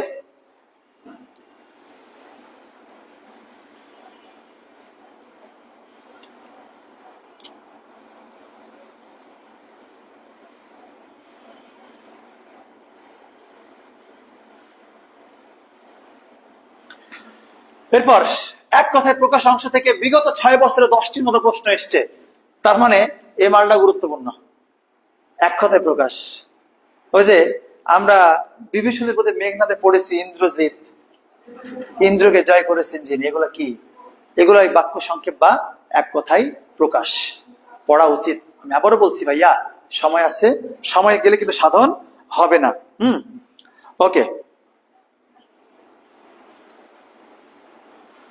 ক্রিয়া বিভক্তি না শব্দ বিভক্তি, কোনটা 7 প্রকার? অবশ্যই শব্দ বিভক্তি বা নাম বিভক্তি। বাগধারা অংশ থেকে দেখো, বাগধারা অংশ থেকে বিগত 4 বছরে 12টির মতো প্রশ্ন হয়েছে। Can you imagine? 4টা বছরে 4টা সেশনে একটা অংশ থেকে 12টার উপর প্রশ্ন এসছে। তাহলে বাগধারাটা কতটা গুরুত্বপূর্ণ বুঝতে পেরেছ? তোমরা পড়ে আছো কি নিয়ে?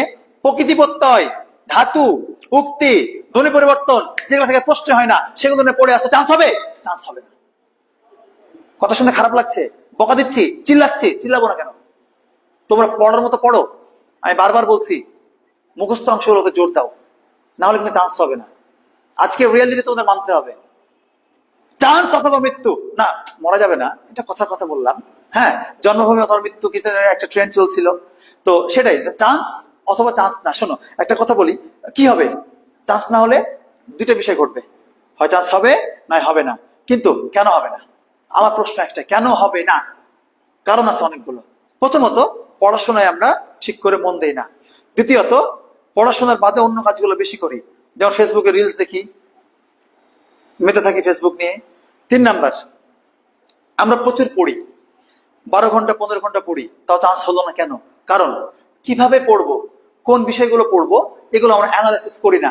আমি প্রত্যেকটা ক্লাসের শুরুতেই বলি, তোমাদের বিগত বছরের প্রশ্নগুলো কি করতে হবে? অ্যানালাইসিস করতে হবে। কোন কোন জায়গা থেকে প্রশ্ন হয় ভালো করে দেখো, ইনশাল্লাহ তুমি পারবা। ঠিক আছে, আমরা ফিরে আসি।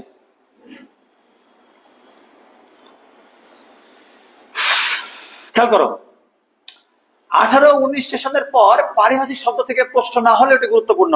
তার মানে অ্যানালাইসিস কি বলে? 18-19-এর পরে পারিভাষিক থেকে প্রশ্ন সেভাবে আসেনি, কিন্তু এটিও কি গুরুত্বপূর্ণ, কারণ এটা তোমাদের এইচএসসি সিলেবাসে আছে। সেহেতু পারিভাষিক শব্দ স্যার কি দেখে যাব? আমি একটা টনিক দিচ্ছি একটু পরে বলছি কোনগুলো এখন ভালো করে পড়বা কমন পাওয়ার জন্য। ফিরে আসো, প্রবোধ প্রবচন থেকে 3 থেকে 4 বার প্রশ্ন হয়েছে। তার মানে এই অংশটা আমার 50-50। প্রবাদ প্রবচন, খনার বচন, ওই যে আমাদের রেনকোট গল্পে আছে, শনিতে 7 মঙ্গলে 3 আর 7 দিন দিন, এই টাইপের যে প্রবাদ গুলো আছে না, প্রবচন গুলো আছে, খনার বচন গুলো আছে, একটু দেখতে থাকো, আশা করা যায় তোমরা পারবা। আচ্ছা, এবার বলেছে কি, প্রস্তুতি নিতে থাকো, সাফল্য আসবে ইনশাল্লাহ। একটা ডায়লগ মেরে দিয়েছি, ইনশাল্লাহ তোমাদের সাফল্য আসবেই।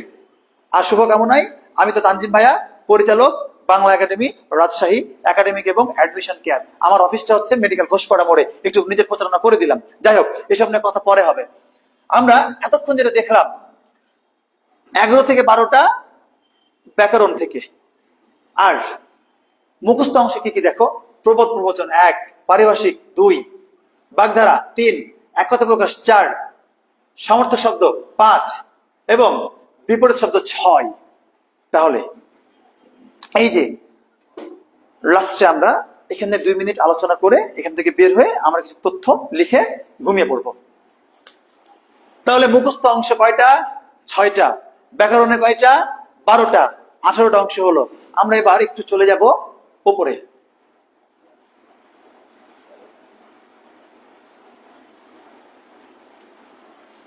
দেখো, সাহিত্যের ইতিহাস থেকে আধুনিক এবং মধ্যযুগ বেশি। ভাইয়া প্রাচীন যুগ পড়তে হবে, চর্যাপত্রা পারবো না, ওই 10-12টা প্রশ্ন আছে, করলে আনা। তাহলে আধুনিক যুগ মধ্যযুগ 2। লেখক ও কবি পরিচিতি দেখো, রবি ঠাকুর 3, কাজী নজরুল ইসলাম 4, শরৎবাবু 5, আবুল ফজল 6, মানিক বন্দ্যোপাধ্যায় 7, রেনকোটের আখতার ইলিয়াস 8, জসিমউদ্দিন সুফিয়া কামাল 10, সুগন্ধা ভট্টাচার্য 11, কবি শামসুর রহমান 12, জীবনানন্দ দাশ 13, লাল সালু এবং সিরাজউদ্দৌলা এই অংশটা মানে 14টা। ফার্স্ট পেপার থেকে 14, সেকেন্ড পেপার থেকে 12 এবং মুখস্থ অংশ থেকে 6। 14 আর 12 কত হলো? 26 আর 6 32। টোটাল 35টা অধ্যায় তোমরা যদি মাথায় রাখতে পারো। আগে বলে রাখি, আধুনিক যুগের ক্ষেত্রে তোমাকে অবশ্যই মন দিয়ে পড়তে হবে। ওই যে পাঠ্যপুস্তকে যেগুলো আছে, যেমন পত্র পত্রিকা, বাংলা সাহিত্যে প্রথম, লেখকদের উপাধি, ছদ্মনাম, প্রকৃত নাম, তাদের হচ্ছে গ্রন্থ, তাদের হচ্ছে উপন্যাস, কবিতা, ছোট গল্প, বড় গল্প, যা কিছু আছে এভরিথিং। চার্জ নেই। আচ্ছা, আমরা 10:30টার মধ্যে ক্লাস শেষ করব। উপস্থিত এখনো অনেকে আছে, অনেকে বের হয়ে গেছে। নাসিক্য বর্ণ বললে কয়টি আর নাসিক্য ধ্বনি বললে কয়টি হবে? আগে বলে রাখি, ধ্বনি এবং বর্ণ কিন্তু এক জিনিস না। আমি এই অংশটা আবারও বলি, আমি হচ্ছে এই কপিটা থেকে বের হয়ে গেলাম, যদি কেউ নোট করে থাকো ভালো, অথবা অথবা এই এটা যদি কেউ চাই দিতে পারবো না, ইসলামী নার্সিং কোচিং এর কাছে অফিসে এই অংশটার পিডিএফ আছে, বা ওয়েবসাইটে এটা দিয়ে দিবে, যার যার দরকার একটু নিয়ে নিবা এবং এটা দেখে দেখে পড়বা। ঠিক আছে? তোমাদের জন্য এটা তানজিম ভাইয়ের ইতি উপহার, আর কিছু না। এবং ইসলামী নার্সিং এর পক্ষ থেকে নিঃসন্দেহে, কারণ ইসলামী নার্সিং কোচিং তো আমাকে বলেছে কিছু একটা দেওয়া যায় নাকি। এখন আমার কথা হচ্ছে, এটা হচ্ছে আমার অনেক পুরনো প্রতিষ্ঠান, ভালো লাগার ভালোবাসার প্রতিষ্ঠান, এটার জন্য আমার একটু হচ্ছে কষ্ট করাই যায়। আর এখানে হচ্ছে সর্বাধিক সাহায্য করেছেন আমার বাংলা একাডেমির আমার সম্মানিত অভিভাবক, আমার হচ্ছে পার্টনার আলিম ভাই। উনি হচ্ছে বিষয়গুলো আমাকে, আমি আমি জাস্ট বলেছি যে আপনি সাজিয়ে দেন, উনি খুব সুন্দর করে সাজিয়ে দিয়েছে, ওনার প্রতি আমি কিন্তু কৃতজ্ঞতা প্রকাশ করছি। ওকে, এই অংশ থেকে আমরা চলে যাব। ও, নাসিক্য বর্ণর কথা যেটা বলছিলাম, নাসিক্য বর্ণ 7টি। নাসিক্য বর্ণ কয়টি? 7টি। ধ্বনি কয়টি? 3টি। এই 7টা বর্ণ আমরা 3 ভাবে উচ্চারণ করি। উচ্চারণ করলে ধ্বনি, উচ্চারণ না করলে ধ্বনি না, এটা মাথায় রাখবেন। যদি আমরা কোনো কিছু উচ্চারণ করি তাহলে সেটা কি? ধ্বনি। উচ্চারণ না করলে কি না? ধ্বনি না। আমি না এখান থেকে বের হয়ে যাব, এখানে, হ্যাঁ চলে আসলাম। কই? ও হাস, হ্যাপি তো, এটা কি কালার থাকবে? ওকে, তাহলে আমি আমার মতো করে এখন লিখি।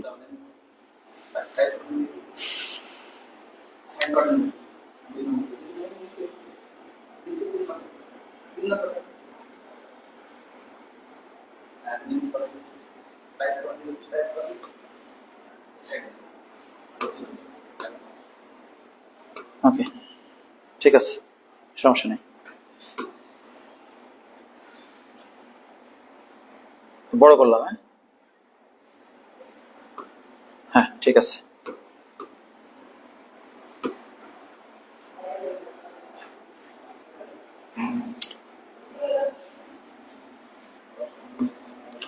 এই কালার চলবে? দেখো তো, দেখা যায়? দেখা যায়?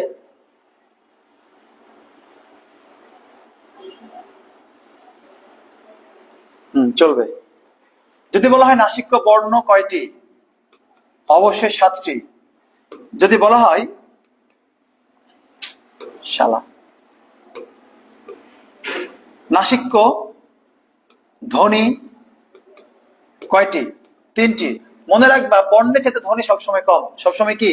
বর্ণের চেয়ে ধ্বনি কম। মৌলিক ধ্বনি যদি কয়টি বলা হয়, মৌলিক ধ্বনি, বাংলা ভাষার মৌলিক ধ্বনি কয়টি? 37টি। আর আমরা জানি বাংলা ভাষায় মোট বর্ণ কয়টা আছে? 50টা। মনে রাখতে হবে 50টা বর্ণ আমরা 37 ভাবে উচ্চারণ করে থাকি। উচ্চারণ করলে ধ্বনি, না করলে ধ্বনি না। এই কারণে উচ্চারণের দরকার আছে। যেমন অনেক সময় হয় কি, খেয়াল করো, আমরা বললাম যে নদী, কোন কার? দীর্ঘইকার, কিন্তু উচ্চারণ করছি কি ভাইয়া? নদী। ওকার হলো কারণ আছে, এটা ওই শুরুতে অয়ের পরে রস্বই দীর্ঘই থাকলে অয়ের রচনা ওয়ের মতো হয়, সংবিত হয়। তবে দীর্ঘই কি হয়ে গেছে? দেখো, রস্বই হয়ে গেছে, মানে আমরা উচ্চারণ কি করি না? দীর্ঘই করি না। তাই দীর্ঘই সমান বর্ণ, বাট দীর্ঘই ধ্বনি, ধ্বনি নয়। দীর্ঘই কি নয়? ধ্বনি নয়। আমরা জানি, আমরা জানি মৌলিক স্বরবর্ণ 7টি। মৌলিক স্বরবর্ণ কয়টি? 7টি। এর মধ্যে কি কি আছে? খুবই সহজ। অ, আ, ই, উ, এ। হ্যাঁ, অ, আ, ই, উ, এ, ও, এ। এবার খেয়াল করো, আমি বলছি উচ্চারণ করলে ধ্বনি, না করলে ধ্বনি না। আমরা স্বরে আ, হ্রস্ব ই, হ্রস্ব এ, ও এবং এ উচ্চারণ করি, ফলে এরা ধ্বনি।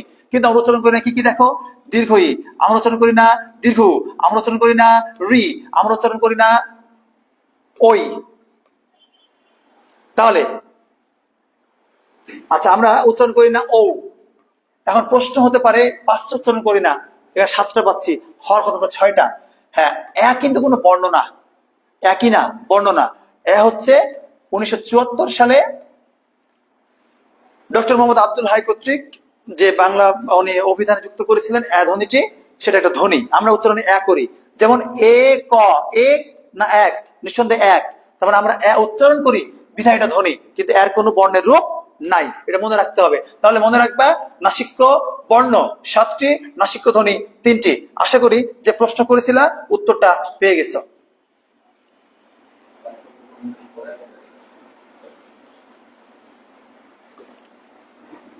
আমি বলছিলাম, ভুলে গেছি যে একটা জিনিস বলবো, কি বলবো, ও মনে পড়েছে, বলি বলি বলি, একটু শোনো।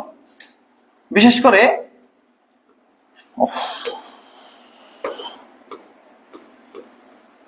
বানান, তারপরে উচ্চারণ দেখতে পারো একটু,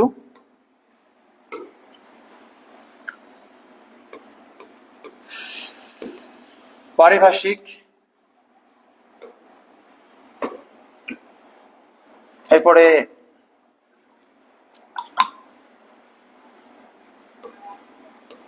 বাক্য রূপান্তর,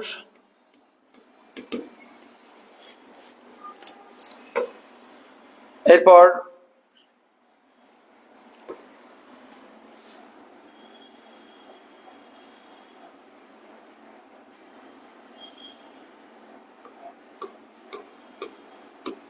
পদ নির্ণয়, সমাস।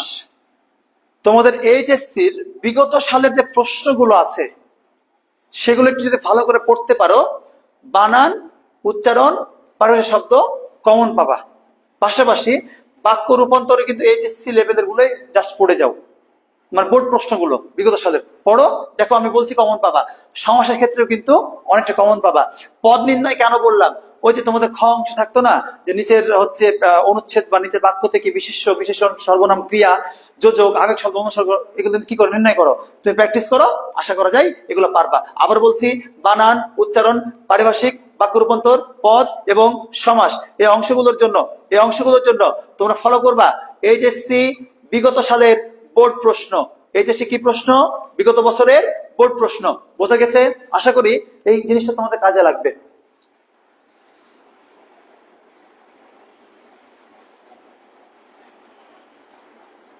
আসসালামু আলাইকুম, আমি আজকে নিউ, এটা কি এইচএসসি 26 ব্যাচের ক্লাস? এটা অ্যাডমিশনের ক্লাস, তবে তোমার কাজে লাগবে, কারণ টুডে অর টুমরো তুমি কিন্তু অ্যাডমিশন দিবা। হ্যাঁ,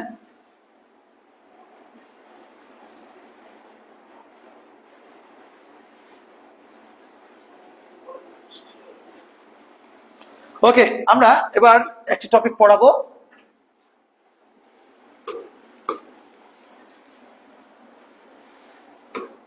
একটু আগে বলছিলাম যা বা যেমন বা কেমন দিয়ে প্রশ্ন করবা, সেটা হচ্ছে বিশেষণ। এটা ক্ষেত্র বিশেষে কারো কারো দ্বিমত থাকতে পারে ভাই, কিন্তু চেনার জন্য অনেক শর্টকাট করা যায়। যা আছে বা নাম যখন বোঝাবে সেটা হচ্ছে বিশেষ্য। আচ্ছা, এখন একটা তথ্য তোমরা লিখে রাখো, এটা কাজে দিবে। বিশেষণ বাচক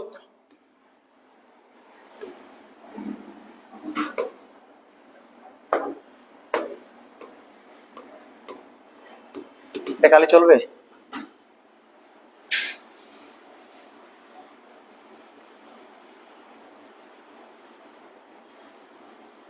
না,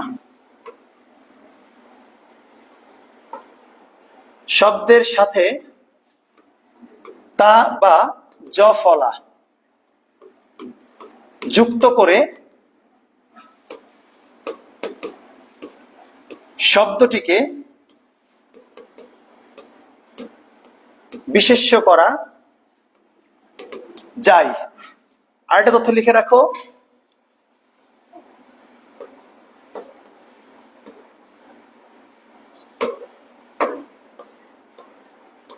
জফলা যুক্ত হলে শব্দটির আদিস্বর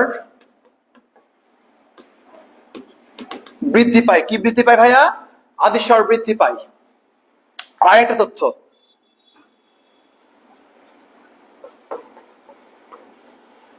তা এবং জফলা, তা এবং জফলা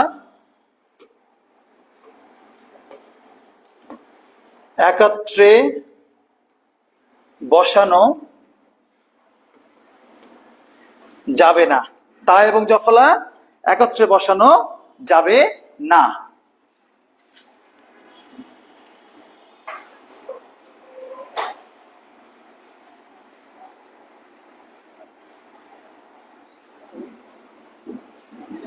স্পর্শ বর্ণ কয়টি দিব, 20 নাকি 25? আমি আবারও বলি, নতুন বইতে আছে 20টা, বাংলা অভিধান আছে 16টা, পুরাতন আছে 25টা। উত্তর দেওয়ার সময় অপশন বিবেচনা করবা, প্রশ্ন কিন্তু আমি করবো না। এখানে আমি একটু হচ্ছে ওই যে কি, ওই পলিটিক্যালি গেম খেললাম, রাজনৈতিক উত্তর দিলাম এখানে। হ্যাঁ, যারা 25 বলছো তারা কি জানো যে উত্তর 25টা নিবে?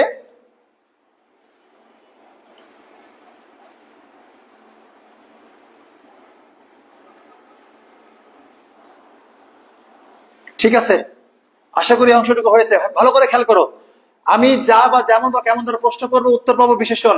যা আছে বা নাম দিয়ে প্রশ্ন করবো, উত্তর পাবো বিশেষ্য। বিশেষণবাচক শব্দের সাথে তা বা জফলা যুক্ত করলে শব্দটি বিশেষ্য হয়ে যায়। জফলা যুক্ত হলে শব্দটির আদিস্বর বৃদ্ধি পায়। তা এবং জফলা একত্রে বসানো যাবে না। আমরা এই অংশটুকু একটু মিশাই দিব তোমাদের জন্য। আমি কিছু উদাহরণে যাব, আশা করি এই অংশটুকু তোমরা নোট করেছো। এবার এমা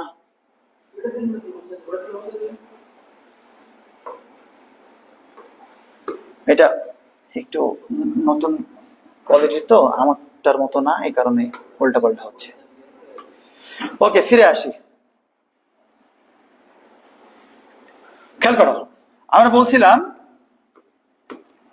দরিদ্র শব্দটা বারবার বলেছি, কারণ এখানে আমরা ভুল করি। দরিদ্র কেমন? দরিদ্র অ্যাডজেক্টিভ। কি হলো? এটা হচ্ছে অ্যাডজেক্টিভ। যোগ তা যুক্ত করলাম, হয়ে গেল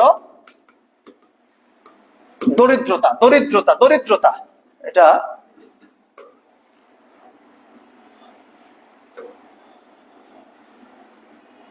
দরিদ্রতা। অথবা বলেছি কি জফলা যুক্ত করে করা যায়। ওকে, দিলাম দরিদ্র। এখন বলেছিল জফলা যুক্ত হলে আদিস্বর বৃদ্ধি পায়। প্রশ্ন হচ্ছে ভাইয়া আদিস্বর বৃদ্ধি বিষয়টা কি? অনেকে জানো না। অনেকে জানো, অনেকে জানো না। যারা জানো না তারা একটু শিখে নাও। আদিস্বর বৃদ্ধি, আদি মানে শুরু, স্বর মানে স্বরধ্বনি, বৃদ্ধি মানে পরিবর্তনটা হচ্ছে। আদিস্বর কি হবে? আদিস্বরে পরিবর্তন হবে। এটা কিন্তু আবার ধ্বনি পরিবর্তন না, ধ্বনির পরিবর্তন না। এটা বানানে কাজে লাগে, পত্রকরণে লাগছে, প্রকৃতিপত্রে কাজে লাগছে। খেয়াল করো কি হয়, স্বরেও থাকলে আ হয়ে যাবে। স্বরে কি হয়ে যাবে?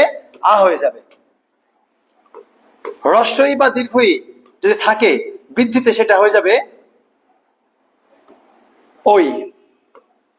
হ্রস্ব বা দীর্ঘ থাকলে সেটা হয়ে যাবে ও। এবং রি অথবা রিকার থাকলে এটা হয়ে যায় আর। এই অংশটুকু মাথায় রাখতে হবে। স্বরেও থাকলে আ, হ্রস্ব বা দীর্ঘ থাকলে ওই, হ্রস্ব বা দীর্ঘ থাকলে ও, রি বা রিকার থাকলে হচ্ছে আর।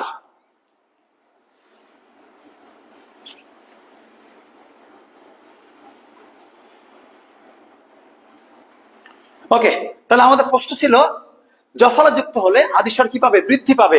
তাহলে আদিস্বর বৃদ্ধিতে স্বরেও থাকলে কি হয়? আ হয়। দেখো এখানে কি স্বরেও আছে? আছে। কোথায়? দয়ের ভিতর লুকিয়ে আছে। নীলিমা বিদিনকার স্বরেও। তাহলে দ কি আসছে? অ আসছে। অ থাকলে কি হয় ভাইয়া? অ থাকলে হয় আ। তাহলে আমার অটা হয়ে গেল কি? আ। দারিদ্র। এবার বলা ছিল তা এবং জফলা একত্রে বসানো যাবে না। কেউ যদি এখন সিস্টেম করে, মডেলি করে, বেশি বুঝে এটাকে দারিদ্রতা করে দাও, তাহলে কি হবে? মায়ের ভোগে চলে যাবে, ভুল হয়ে যাবে। কি হয়ে যাবে? ভুল। তাহলে দরিদ্রতা অথবা দারিদ্র, কিন্তু দারিদ্রতা কি? ভুল। এটা মনে রাখতে হবে।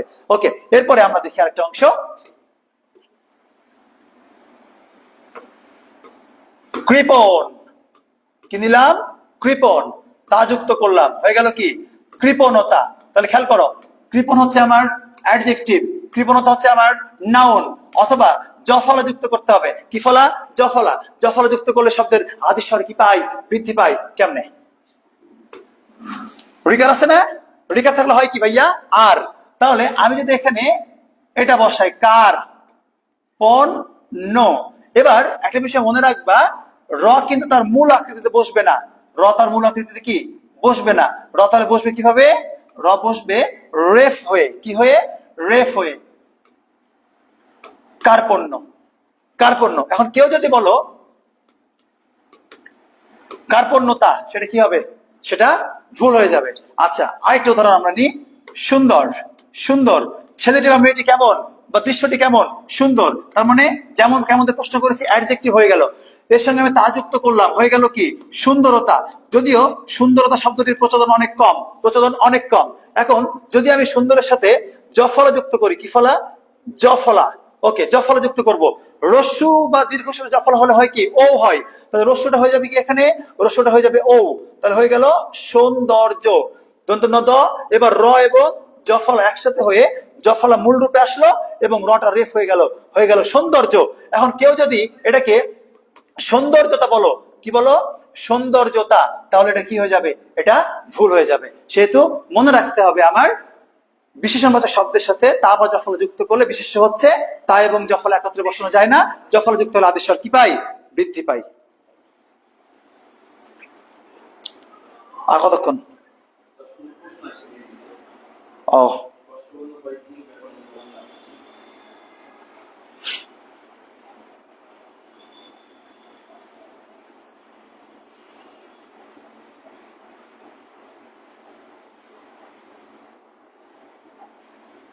এটাকে একটু উঠায় নাও, আর এই অংশটা কি বুঝেছো নাকি আমাকে একটু কমেন্টে জানাও। আমি কয়েকটা প্রশ্ন এসছে, তাদের উত্তরটা দিয়ে বাক্য প্রকরণে একটু যাব। ওকে, হয়ে যাবে, সমস্যা নেই।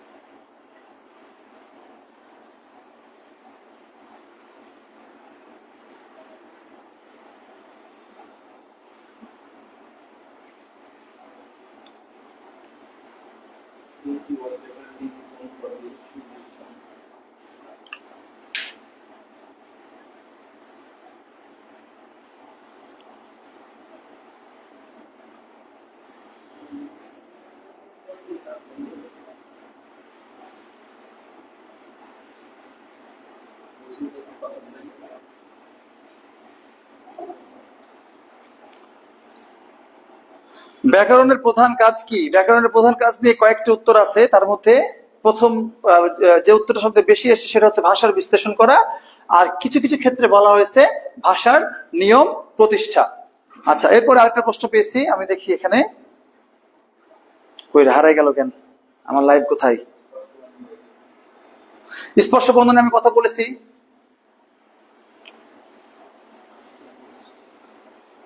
এই যে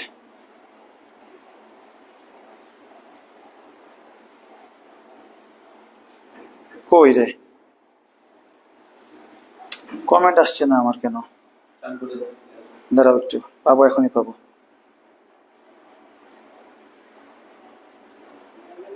সিরিয়াসলি কমেন্ট আসছে না তো,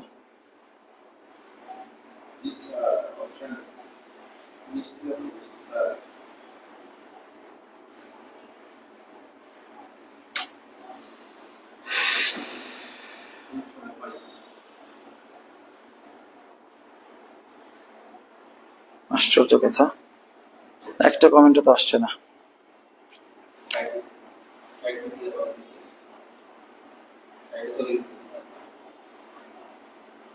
আমি কেটে আবার ঢুকি না, আশা করা যায় কেটে ঢুকলে হবে।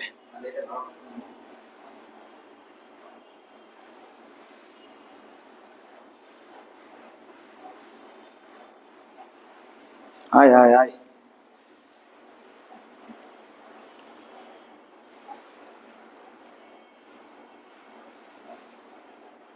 সেম কাহিনী। ওকে, আমি তোরটা থেকে দেখি।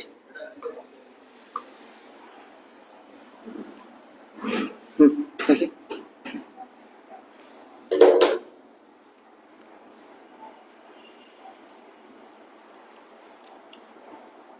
3টি বছর, এখানে 3টি কোন পদ, বিশেষণ বিশেষণ, অবশ্যই বিশেষণ।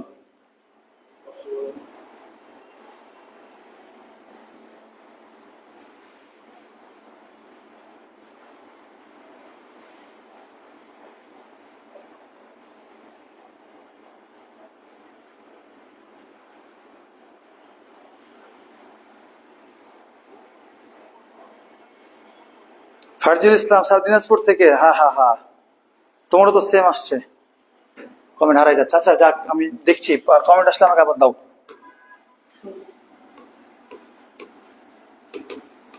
বাক্য প্রকরণ, আচ্ছা হ্যাঁ বললাম তো যে কিছু বইতে, নতুন বইতে 20টা, পুরোনোতে 25টা, বাংলা একাডেমির অভিধানে 16টা। তবে হচ্ছে আমার মতে 20টা গ্রহণযোগ্য বেশি। আমরা বর্তমানে 20টা নিয়ে কিন্তু বেশি কাজ করি। হ্যাঁ, এই বিষয়টা মনে রাখতে হবে। ঠিক আছে, তোমরা উত্তর দেওয়ার সময় অপশনটা একটু বিবেচনা করো। আশা করা যায় ওই প্রশ্নটা থাকবে না, কারণ এটা ওই ঝামেলাযুক্ত প্রশ্ন। তবে অ্যান্সার 20টা হওয়াটা বেশি অ্যাপ্রোপ্রিয়েট। বাক্য প্রকরণে কি কি সমস্যা হয় বলো তো একটু। আচ্ছা, গতবার যে প্রশ্নটা ছিল বাক্য প্রকরণ থেকে, যে মানে উদ্দেশ্য এবং বিধেয় নিয়ে, হ্যাঁ, উদ্দেশ্য আর কি নিয়ে, বিধেয় নিয়ে। আমরা জানি প্রতিটি বাক্যে অংশ দুইটা, একটা উদ্দেশ্য একটা বিধেয়, একটা উদ্দেশ্য আর একটা বিধেয়। তো আমি যাকে উদ্দেশ্য করে কিছু বলবো সে আমার উদ্দেশ্য, আর উদ্দেশ্য সম্পর্কে যা বলবো সেটা আমার বিধেয়। যেমন ইসলামী নার্সিং ভর্তি কোচিং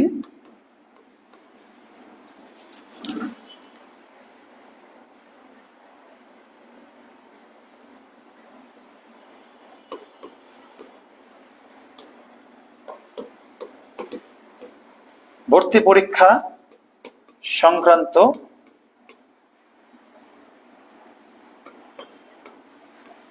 সলভ ক্লাস বেশি নেয়। তাহলে আমার উদ্দেশ্যকে ইসলামী নার্সিং ভর্তি কোচিং, আমি যাকে উদ্দেশ্য করে বলবো সে উদ্দেশ্য। আর উদ্দেশ্য সম্পর্কে কি বলেছি, ভর্তি পরীক্ষা সংক্রান্ত সলভ ক্লাস কি নাই, বেশি নাই, এটা হচ্ছে আমার বিধেয় অংশ। এই অংশটা থেকে কিন্তু প্রশ্ন হয়ে থাকে।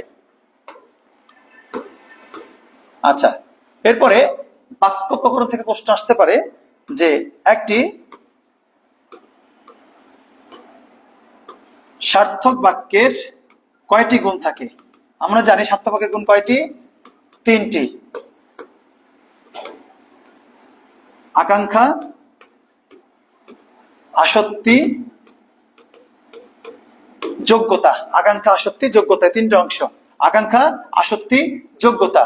আচ্ছা, বলা হয়ে থাকে যোগ্যতার সাথে কয়টি বিষয় জড়িত, 6টি বিষয়। কয়টি বিষয়, 6টি বিষয় জড়িত যোগ্যতার সাথে। আকাঙ্ক্ষা কি, একটি শব্দের পর আরেকটি শব্দ শোনার ইচ্ছা থাকলে হবে না, না থাকলে বাক্য হয়ে গেছে। আসক্তি, বাক্যে যে শব্দগুলো প্রয়োগ করবো সেগুলো যথাযথভাবে ব্যবহার করতে হবে, একটা পর একটা সাজানো অবস্থা থাকতে হবে। যোগ্যতা আমার হচ্ছে খুবই সহজ ভাষা বলতে গেলে ব্যবহৃত শব্দগুলোর বা একটা বাক্য যে আমি লিখেছি সেই বাক্যটার বাস্তবতা থাকতে হবে। আমি যদি বলি যে গয় করে রু আকাশে পড়ে, গরু আকাশে পড়ে, পড়ে আসলে আমার আকাঙ্ক্ষা পূরণ হয়েছে, আসক্তি ঠিক আছে, কিন্তু যোগ্যতা নাই। কি নাই, যোগ্যতা নাই। এই বিষয়টা মনে রাখতে হবে। আরেকটা বিষয় আমি দেখাই, যোগ্যতার সাথে যে 6টি বিষয় জড়িত তার মধ্যে কি কি আছে। রীতিসিদ্ধ অর্থবাচকতা,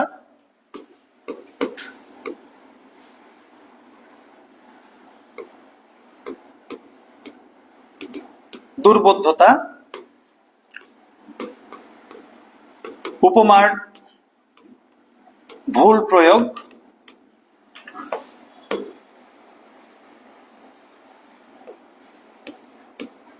বাহুল্য দোষ।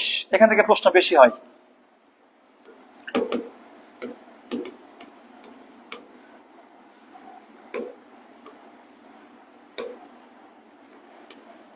গুরুচণ্ডালী দোষ, এবং 6 নম্বর হচ্ছে বাগধারার পরিবর্তন।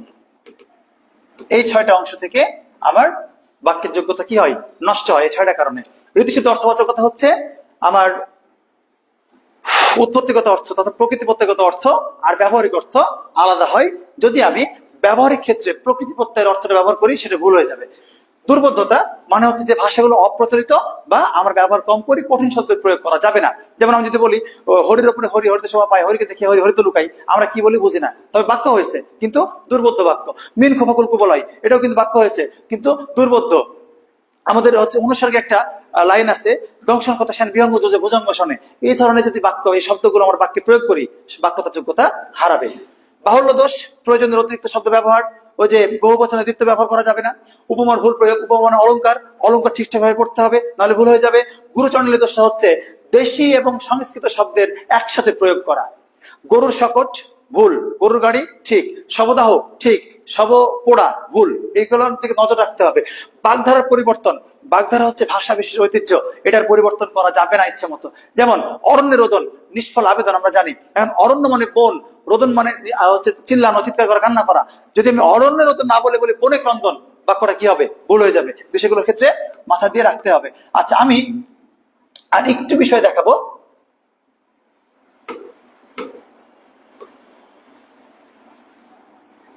বাক্য রূপান্তরের ক্ষেত্রে যেটা হয়, যে ভুলটা হয়, যে আমরা সরল, জটিল এবং যৌগিক বাক্যের ক্ষেত্রে গুলিয়ে ফেলি।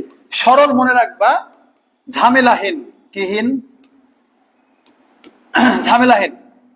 আমরা জানি একটা সাবজেক্ট, একটা ফাইনাল ভার্ব, তথা একটা কর্তা এবং একজন সমাপিক ক্রিয়া, একটা সমাপিক ক্রিয়া থাকতে পারে। তবে ক্ষেত্র বিশেষে একাধিক কর্তা, একাধিক অসমাপিক ক্রিয়া থাকতে পারে, কিন্তু সমাপিক ক্রিয়া একটা, সেটা সরল বাক্য। মনে রাখতে হবে, মনে রাখতে হবে। সরল বাক্য হচ্ছে খুবই মানে তোমার হচ্ছে কি বলবো, ঝামেলাহীন। ডাল দিয়ে ভাত খাই, সোজা আইল ধরে হেঁটে যাই, কোনো ঝামেলা নাই। জটিল বা মিশ্র বাক্য শর্ত থাকবে, সহজে মনে রাখবা। কি বোঝাবে? শর্ত বোঝাবে। শর্ত দুইটা অংশ থাকে, একটা প্রধান বাক্য, আশ্রিত খণ্ড বাক্য। যদি কারো মাথায় না থাকে, সহজে মনে রাখবে কি, দুইটা বাক্য শর্ত জুড়ে থাকবে। যদি তুমি আসো তবে আমি যাব, আমি যাব কখন? তোমাকে আসতে হবে। ক্লিয়ার? যৌগিক বাক্য দুইটি সরল কিংবা দুইটি জটিল বাক্যের সমন্বয়ে এই যে বাক্যটি গঠিত হয়। মধ্যখানে আর এবং এগুলো থাকতে পারে। চারটি ভাবে যৌগিক বাক্য গঠিত হতে পারে। কয়টি ভাবে? চারটি ভাবে। সরল যোগ সরল, আমি একটু দেখাই দিই। সরল যোগ সরল হতে পারে, সরল যোগ জটিল হতে পারে, জটিল যোগ সরল, আবার হতে পারে জটিল যোগ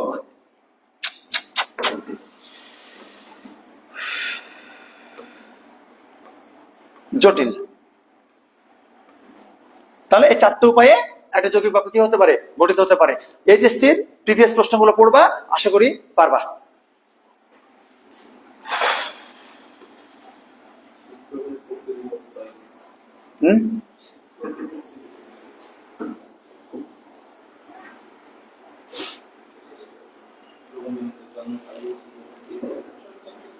রবীন্দ্রনাথের জন্মসাল দিয়েছে, দাঁড়াও একটু।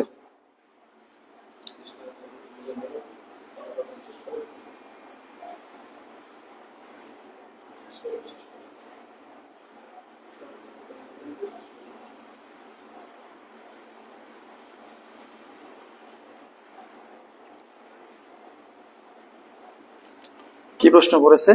যে শিক্ষক প্রকৃতি প্রত্যয়।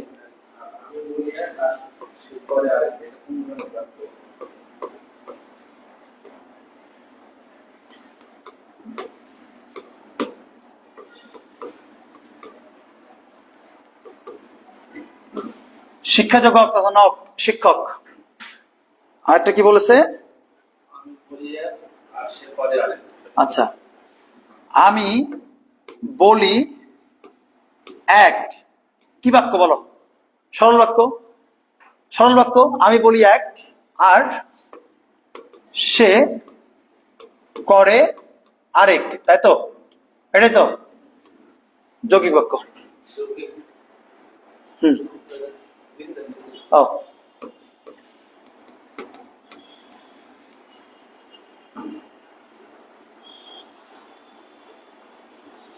উপমার ভুল প্রয়োগ গুরুচণ্ডলী।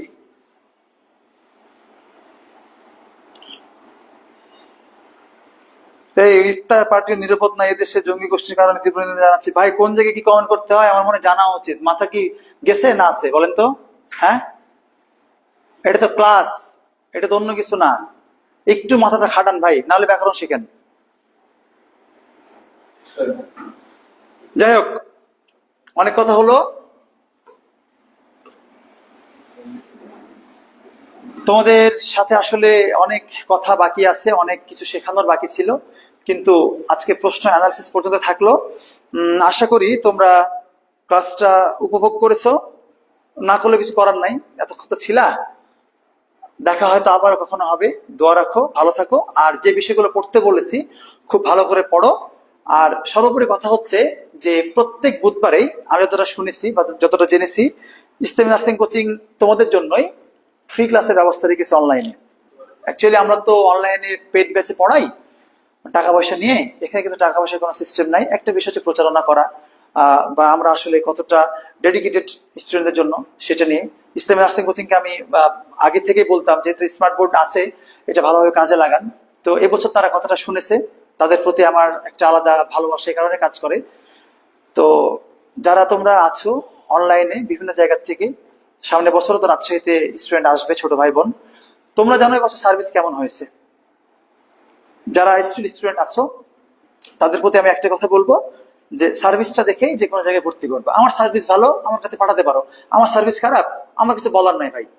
তো তোমরা জানো সার্ভিসটা কেমন হয়েছে, আমার মধ্যে তো ভালো হয়েছে। এখন বাকিটা তো তোমাদের হাতে। তোমরা চান্স পাও, তোমরা চান্স পেলে লাভ রে পাগলা আমাদের, এটা সত্য কথা। চান্স পেয়েছে আমি মানে গর্বিত হয়ে গেছি এমনটা না, এগুলো মিথ্যা কথা, ভাতবাজি। সত্য কথা হচ্ছে চান্স যত বেশি, কোচিং এর মার্কেটিং তত বেশি হবে। বুঝো না এগুলা? তো তোমরা একটা কোচিং এ আসো, দায়বদ্ধ না, তোমরা চান্স পেতে হবে। তোমরা চান্স পেয়ে তোমাদের লাইফটা লিড করো। আর চান্স পেলে কোচিং এর একটা নাম অটোমেটিক হয়। কোচিং তোমাদের সার্ভিস দিচ্ছে, মাত্র কয়টা টাকা নিয়েছে? 8 মাস ধরে সার্ভিস দিচ্ছে মাগনা। তোমরা 8 মাস ধরে এই পরিবারের অংশ হয়ে আছো, আমাদের অংশ হয়ে আছো। আমরা তো হচ্ছে দূরের মানুষ, মাঝে মাঝে আসি, মাঝে মাঝে আসি না। অনেকদিন পরে এসেছি, হয়তো আবার কখনো আসবো শেখাতে। ভালো থাকো তোমরা। তোমাদের জন্য কি গেছে, তোমাদের জন্য সবসময় আমার শুভকামনা থাকবে বরাবরই। যে কোনো বিষয়ে কোচিং এ জানাবা। আর এরপরে তোমরা কি টপিকটা আসলে চাচ্ছ, আমি যেটা পিডিএফটা দিয়েছি ওখানে সংগ্রহ করে নিয়ে কোন কোন জায়গায় সমস্যা হচ্ছে আমাকে জানাবা। আমরা সময় করে সেগুলো সলভ করার চেষ্টা করব। সবাই ভালো থাকো। আসসালামু আলাইকুম।